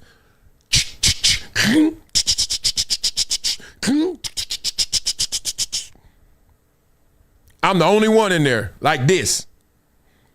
I remember being so nervous. I'm so glad I went through it. Got me out of my comfort zone. Then I started to realize, just like that's probably how they feel when they saw me on the football field. They're like, I don't know about this. I was like that. I don't know about this. And then they said, man, the best way to go to the top is straight ahead. Period. I love my mama. National typewriting champion. I need to find that book. That was one of my biggest accomplishments growing up. Real spit. All right, let's keep going. We got a little deeper topics to get into. We ain't done. This show don't stop. One thing is I skip over so many topics, so we're never going to be short. Ooh, this is interesting. Let's get into this. I've been tucking this one away. Let's see if they get into it quick. But I saw a headline that beat it up in the comments. Fat Joe says he doesn't look at J. Cole the same anymore. He doesn't care how good he raps. He bowed out of the Kendrick Lamar battle, and Fat Joe can't respect that. Yeah, let's talk about that real quick. That's interesting. You said J. Cole. I don't look at him the same. He ain't come outside. Sometimes you tell me, Joe, you want the 100 million, this, that, you got to say the truth. I don't look at him the same. The fucking sword is dull. I don't care what he spit. Because I've been listening to him spitting. I always said he's one of the greatest. And all that is irrelevant to me when you talking all that gangster shit and they call you to the yard and you don't step outside. I can't look at you. That's like you seeing the dude who they always told you, and you always thought he was tough. And you see some other kingpin nigga, some smack his cheek off and the nigga, my bad, and walk off. I'm keeping it a buck with you. That's how I look at this shit. The music, man. The music is great. I don't give a fuck if you lose. I never forget Everlast and Eminem. Everlast definitely knew he couldn't beat Eminem, but he came outside to the yard. He came outside. Blah, blah, blah. We ain't gonna spend too much time on that. I think we are conflating some things here because, look, I understand this is not a logical concept. I know this is not a logical conversation because we all know that y'all are artists. Let's just start here. I ain't testing your manhood. I ain't saying who's tougher and not. Who cares? Like, you didn't get high on the rap, like pop charts or rap rankings because how tough you were. It's how good you were. I don't care how tough you are. I care about your imagery. I care about your rhetoric. I care about how you put them words together and make them rhyme. Really. I don't care if Run really wore Adidas. I didn't care. I just like my Adidas. And then it made me feel like there's an influence. Should I wear them or not? But I'm not going in his house and say, oh, dog, you go fake. You ain't wearing no Adidas. Who cares? Like, did you make that song? Did that 808 hit like that? Come on, man. Did I really need Ice Cube to do drive-bys too? Here's a little something about a homie like me. Never should have been let out the penitentiary. Last time I checked, I don't think Ice Cube's ever been in the penitentiary. Like, what are y'all asking these dudes to do? This is how you get in trouble because you're trying to live out the image. I didn't ask Al Pacino to shoot nobody up. It's okay, Scarface. It's okay. Like, they blurring the lines. Like, they want cred that nobody cares about. It's like you got an expired gift card. Like, you got all this credit. Nobody cares. It's expired. You're a rapper. Be a rapper. I guess it adds to the story when you know that Master P used to have a history. Right? Birdman. Okay. I guess that makes you feel like, all right, this is authentic. Eazy-E really was from it, and MC Ren really was doing it. But Dre and Cube wasn't, and I'm not going to diss nobody. But if you had to do the power rankings of NWA, let's just say you're going to start off either with Dre or Cube. And neither one of them was penitentiary, and Dre got close. Dre was getting close. Y'all got to know history to know that. My point is, stop asking these people to do all things. Just entertain, dog. It's okay to be an entertainer. I know Fat Joe like, hey, this shit is real, Sean. Terror Squad B. I'm like, all right, good for you. I just hope, I'm glad you're over that hump. And I don't want any other kid to have to succumb to the expectation or pressure that you better be from it. Where are all these young rappers right now? Either in jail, snitching to get out of jail, or they on the streets looking over their shoulder everywhere because they trying to live up to the image. No. I end on this story. I remember meeting Young Dirk. That's his name, right? Young Dirk. He in jail right now, right? I met him, once again, Sports Nation was the best show, because we got to meet all these cats that they publicists wanted them to get bigger platforms. So they would come on the ESPN to talk sports. But you can't go on NFL Live. You can't go on Sports Center, right? So they would come on Sports Nation because we were like the lifestyle show. And I remember meeting him. He was so smart and good. And then off camera, he was just breaking it down. I was like, dog, how you so big? I was like, I ain't heard your music like that, but I hear you big and you're getting bigger. He was like telling me stuff. It's just sad when I see that guy and I know that guy and that guy's not tough. Like, if you get lost in the sauce, you think he tough because he got tats and all this. Move, man. I ain't scared of that. I ain't judging that. I'm talking about I'm listening. I'm like, oh, you're a smart dude. I like that. And I really was like, we really breaking bread. Then I look up.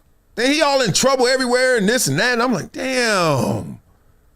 You had it rolling too. You had all that. So I think it comes from that expectation that you got to be that. Sometimes they box us in. Sometimes they make us look like that. Sometimes you make yourself look like that. And then you ignore when we look like this. Welcome back to NBA Showtime. Maria Taylor alongside the real Hall of Famers. We've got Layla McGrady, Kai, and Kaiser Carter. That's it. I just want y'all to take a look at this. I remember I got attacked. I got destroyed. You know me, I kept talking it. But there was a time where I had to put out a tweet or something talking about black privilege. I was talking about my privilege. Like, I was like, I got privilege. No, they were saying, and then they said white privilege. Everybody, you remember that era when everybody was saying white privilege? And I was like, ain't no white privilege. People were lighting me up. And I was like, keep shooting. I am RoboCop. You have 3 seconds to comply. You ain't gonna ever shoot me out of my own thoughts. So just shoot. And I kept saying, there is no white privilege. I still believe that. It's stupid if you even want to say it, but go ahead. I could disprove that 1,000 times. Show me 1,000 white people. You know what I mean? White people I know that work with me, work for me. They looking at me like, if I got white privilege, I don't know what the hell you got, Marcellus, but it's better than what I got. Oh, it's just because it's you. I thought I wasn't black. Oh, I am black. Oh, then where's the white privilege? And guess what? I remember when I didn't have no black privilege. Anyway, all I want to show you is this is what I'm about. I'm like Bill Cosby in the 80s. I'm like this. I'm going to show you some positivity. That is a McGrady. Think she got privilege? Mm-hmm. She's on a major platform and you have never been white, black, or any other color. You want to know why? Because of her daddy. Nepotism. Love it. Miss Carter. Hey, Miss Carter. That's Vince Carter's daughter, right? She on a major platform. Why? Because of her daddy. Miss Genesis Anthony. That's a fresh name. Now, when your last name Anthony, you go Genesis. But if your last name Genesis, don't go Genesis again. That's sick. I love that. Look at her little cutie. Little itty bitty. Her daddy. Mm-hmm. Ain't no black privilege, huh? Okay. Well, if it ain't no black privilege, what do you call Mr. President Obama? Who is now worth what, over $300 million? This is why people go into politics. The reason people don't go into politics is because it destroys your life. They make up everything. They got images of him, Obama, his wife. It's just insane every day. Horrible. But why you go into it? Because when you come out of it, oh, you are good. No, you're not. You're great, right? So let's get into this. As on this show, we try to be objective, right? The killing of Alex Preddy is a heartbreaking tragedy. It should also be a wake-up call to every American, regardless of party, that many of our core values as a nation are increasingly under assault. It's a statement by the President Obama and his lady, Michelle. Okay, let's read some of this.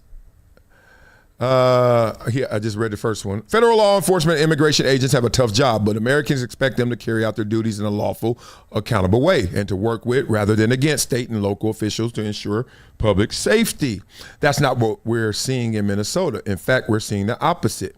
Okay, that's not true, Mr. Obama, sir, but I'm going to be respectful. We're seeing all of it. We're seeing some things that look like, okay, this is law-abiding. We're seeing some peaceful protests. We're seeing some not so peaceful protests. We're seeing some detainments that are looking a little rough, and obviously we've seen some killings as well. We've seen it all, brother. For weeks now, people across the country have been rightly outraged by the spectacle of masked ICE recruits and other federal agents acting with impunity and engaging in tactics that seem designed to intimidate, harass, provoke, and endanger the residents of a major American city. Depends on what you're looking at. Okay, this is the tough thing about our information and conduit platforms and social media is that it's going to give you what you want. It's going to give you so much more confirmation bias than it is going to give you disagreement. So if you are on one side, you're going to see a lot of that side. It's unfortunate, but we're going to get a little deeper into the media of politics. These unprecedented tactics, which even the former top lawyer of the Department of Homeland Security in the first Trump administration has characterized as embarrassing, lawless, and cruel. Notice the first Trump administration. See how people don't talk until they done with you and then they're like, oh, it's like a divorce. Oh, I'm not with you now? Now I'm going to tell the truth. No, the truth was your actions that when you were with me. That's how I look at it. I never listen to anybody who gets divorced and then all of a sudden want to say, you know what happened 5 years ago? Shut up. No, I don't, because you don't even know. And if you did know, why didn't you act on it? Oh, because I was protecting the family. Okay, well, then now you're not protecting the family? Oh, because we ain't together now. So why would your actions be something that you would suppress something and then now I'm supposed to believe you? You know, we talk about that all the time, but allegations come out way late. Y'all know I had to deal with it. Like, way late. I'm like, dog, nobody forced you. Call the police. You know what I'm saying? First Trump administration. Now he's not with the second one. I'm sure that's not by his doing. He's probably upset. So now I'm supposed to believe everything you say. Go ahead, keep talking. Have now resulted in the fatal shootings of 2 U.S. citizens. Yeah, and yet rather than trying to impose some semblance of discipline and accountability over the agents they've deployed, the president and current administration officials seem eager to escalate the situation while offering public expectations for the shootings of Mr. Preddy and Renee Good that aren't informed by any serious investigation and that appear to be directly contradicted by video evidence. This is not to beat up on Obama, but once again, even in these moments, we're getting politicized. Like, being real.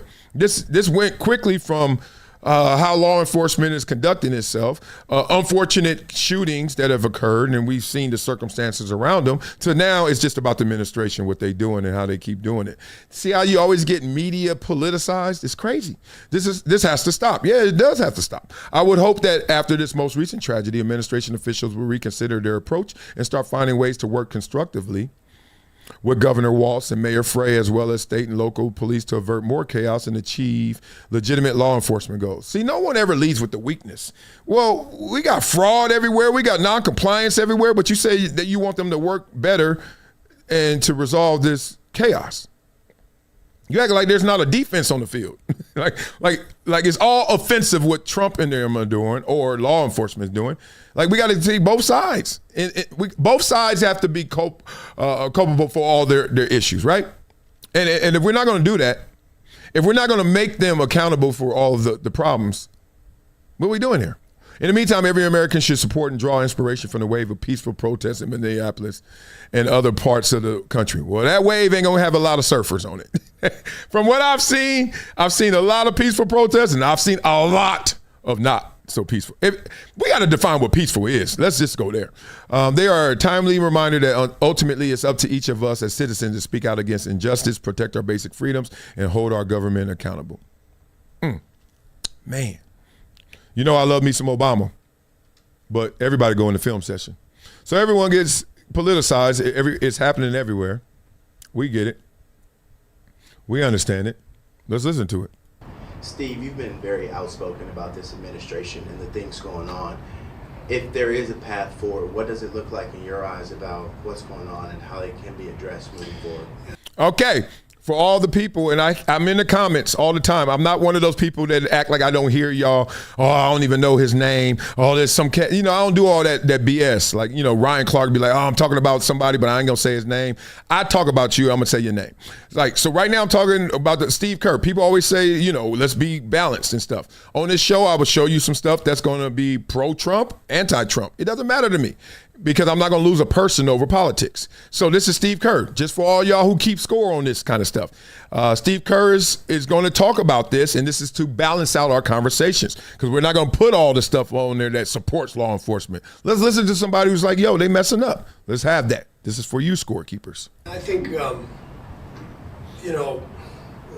my concern as an American, we're not perfect. We never have been perfect. But I think our ideals have been in the right place for a long time, our values. And, I think no matter what side of the aisle you stand on, I think remembering the values that come with the Constitution, that come with citizenship, the values of looking after each other are so important right now, just because of the extremism that we can feel from all over the place.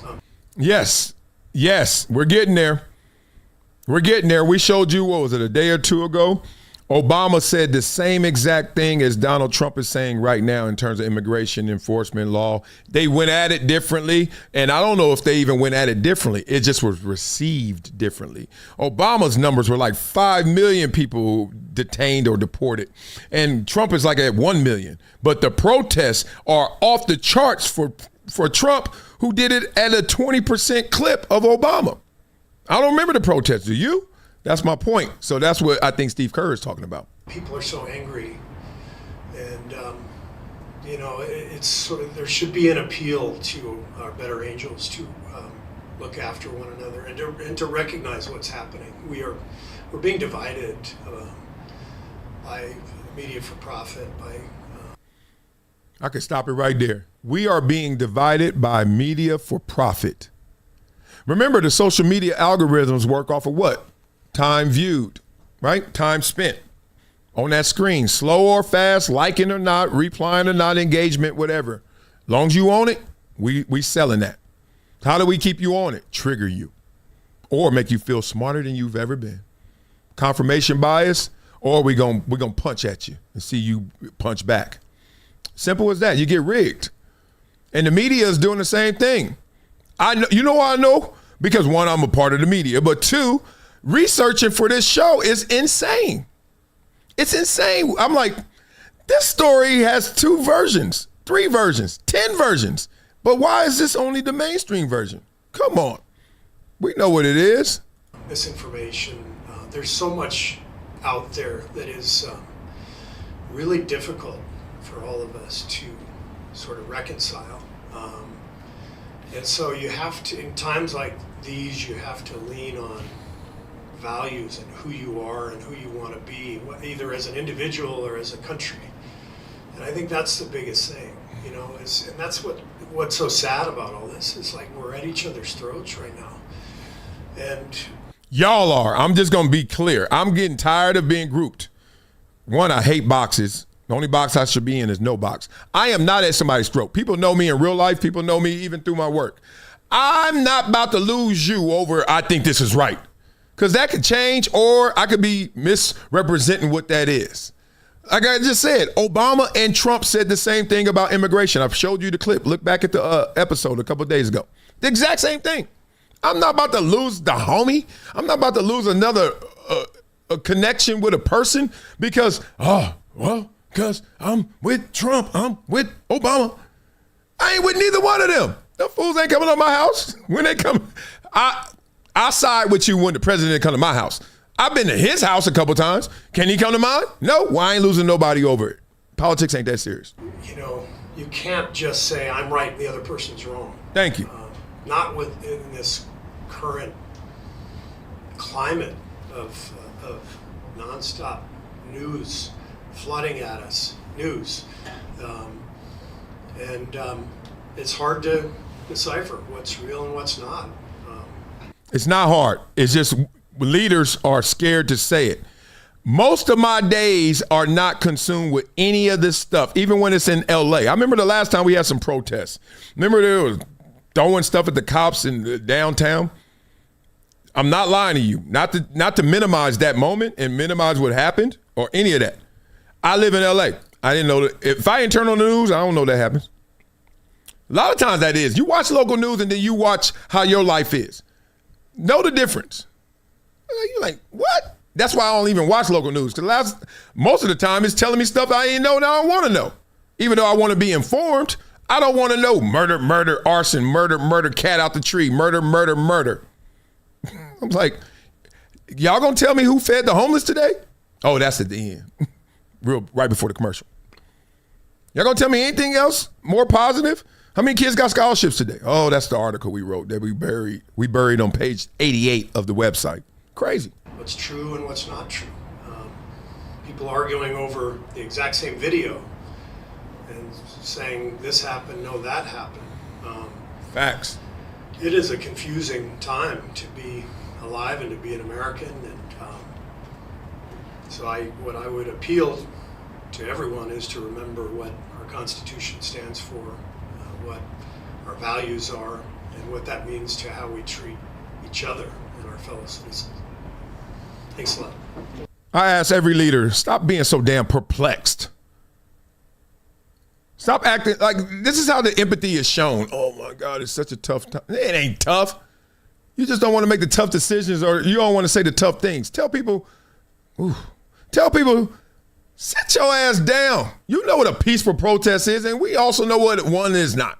And I hate that. I hate that we like, that's not peaceful. The police say do something and you don't do it. That's not peaceful.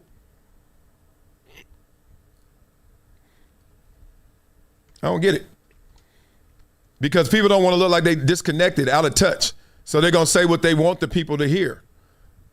You literally are just trying to say and pander to the masses. And the masses are sitting there saying, you okay? Man, remember they had those protests on them college campuses? It's sad because when you do the right thing, that turns into politics. That gets politicized. When you're like, no, I just like that. I remember UCLA, they almost burned up UCLA, almost tore it down. Columbia, my school, almost tore it down, burned it up. And I remember, what was it? The University of Texas said, I dare you. They wrote a letter. And Stanford, wasn't it Stanford? Maybe. But Texas said, I dare you. Tear this down. An attempt to go at, the cow, Dabo, the little horn, longhorn. I dare you to mess with him. I dare you to come here and deface something. Watch what happened. I think they even wrote it like a threat or something like, basically it was like, we will take every measure under the law to enforce this. Have a good day. Heard nothing out there. That's what I'm about. Now people gonna say, oh, your politics. I don't give a damn what you say. You can't be tearing up property.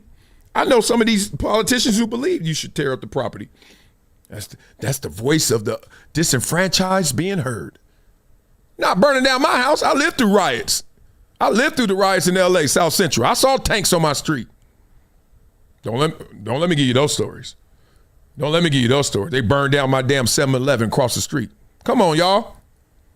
Come on, y'all. See, the rhetoric got to be good, even if your politics or whatever your stance is. People, even when they feel they're right, they get more disrespectful. It's weird. It's almost like going to an NFL game. All right, y'all won. Calm down, dog. Y'all just won. Nah. You suck. Your mama suck. Everybody sucks. Did you guys hear about the illegal immigrant that was arrested in Georgia yesterday for brutally raping an 11-year-old girl at knife point and forcing her 10-year-old little sister to watch after breaking into their bedroom? Probably not, because you dumbasses have been so stuck on the 5-year-old that was supposedly detained by ICE that with a 30-second Google search, you would have figured out that his dad actually ran and abandoned him. ICE wasn't going to leave a 5-year-old by himself. You guys are so clinically stupid, it hurts. Now, if you read that, other than the expletives, you're saying, oh, I get it. Logically, she made some sense. But then the rhetoric, then the way you say it. Sorry, ma'am. You got a problem. Who are you talking to? Even if you're right, who you talking to? Yes, the ICE agents wouldn't just arrest a 5-year-old. We all get it. We ain't stupid. But you think we are stupid because some people believed it? Or some people are leading with their politics? Sound like you are too. Because you're talking to people. We losing our humanity in that situation. Just talk to me like I get it. You get it. Okay? Unreal. Okay, we got to do, you remember we're going to do a one-step. This Harvard. I got to give this guy props. His name is, once again, Kaizen D. Asudo. I'm going to give him his props because I'm reading his thing one step at a time. This guy, you've seen him on the internet before. Ooh, he got way more followers than me. Yeah, he a clear thinker. Harvard Emmy winner. Damn, I ain't know all that. I ain't even read the Emmy winner yesterday. This dude is sick. No, this is really good. I mean, I'm giving him props. Every day we read one of these at the end of the show. Then we're going to end it up with something nice and light, okay? The Privilege Walk. The National Association of School Psychologists published Talking About Race and Privilege, lesson plan for middle and high school students, okay? This is their lesson plan, y'all. I'm just letting you know how they're indoctrinating your kids and how they just getting us all messed up. How they trying to put that little spice up in the soup so to make sure we all still be all racial. It recommends the Privilege Walk, an exercise where students line up, close their eyes, and step forward or backward based on statements about their race and sex. While intended to make students self-aware, this exercise teaches children to see themselves as members of races rather than as individuals. Ding, ding, ding, ding, ding, ding, ding, ding, ding. The reason why you ain't got to beat a group is because the group ain't going nowhere with you all the time. Nowhere. I don't care where you are, who you are not taking the group with you. The sooner you know that, the better you are in life. Stop this participation trophy, as y'all always hate. Like, I'm a part of the group, so don't we get a pass? Don't we get acceptance? Ain't no group here. I ain't mad at y'all, I'm mad at you. Stop trying to hide with your insecure ass. It installs the very race consciousness it seeks to cure. Yes, it does. Oh, he's smart. Damn, he's smart. The NASP represents over 25,000 school psychologists, and the Privilege Walk is widely used in schools across the country. End this shit now. In 2021 at A.M. Culp Elementary School in Pennsylvania, a 5th grade teacher conducted a Privilege Walk. Woo, wait. My son come home and said, Daddy, I think that I am because we are. Let's just say he gonna miss curfew that night. We talking. According to multiple parents who spoke at school board meetings, students were lined up from whitest to darkest, and white students asked to apologize to black students. Oh my God. The school board confirmed that a Privilege Walk happened, but denied that an apology did. There was disagreement on the specifics, of course, because I got to cover my tracks, but not that the exercise happened. But even in the best case, the exercise itself is the problem. Duh. As Samantha Ferry, who pulled her kids from the school, said, kids do not see color, and you are segregating them, and you are separating them. Yes. I just went to a birthday party last night before the Clipper game, and let me just tell you, it was at he's from London. They're from the UK.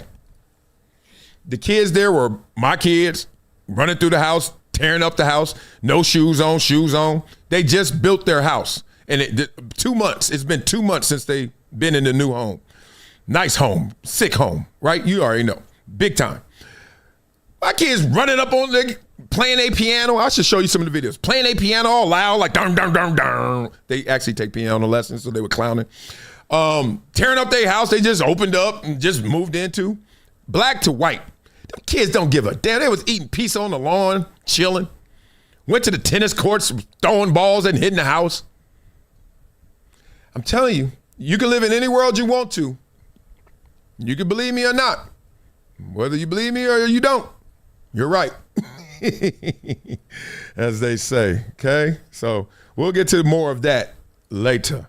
Oh, man, I got to get out of here. Damn, I can't show my Buffalo. This time it works. My Buffalo Bills play, but it's past time. No. So next time we're gonna do that. Love you guys, man. I'm going to end on this. I can't end on politics. I got to end on something that brings us together, makes us smile, makes us say, this is dope. This is dope. Hello. Look at these kids. If that ain't the freshest thing ever. I love itty bitties. Look. Hello. Look at this. Look at it. Oh, man. Oh, look at these kids. This, hey. Now this one, you better put this baby in gymnastics yesterday. Look at this. I'll pray for you. Pray for your sinners out there, you Republicans, you Democrats. I pray for you. Oh, this doggy style. Oh, he growing up hey, I'm slaying. I'm slaying when I'm older. Got that thing. Hold up. Got to hold on to him. Damn. That's how you going to ride a bike one day. Going to happen to you. Oh, man. Hitting that. What's that? Down dog. Oh, look at the feet praying.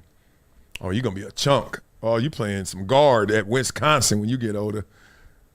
Dang. These parents keeping these kids up too late if this is happening. Oh, man. Love, y'all. All right. You know what we do. We got to talk through these things, right? I'll be here tomorrow. Y'all be here too. 5 o'clock. Let's get it in. Peace. It's been a decade plus that I knew that this day was going to come. Oh, this is not hyperbole here. Because I believe the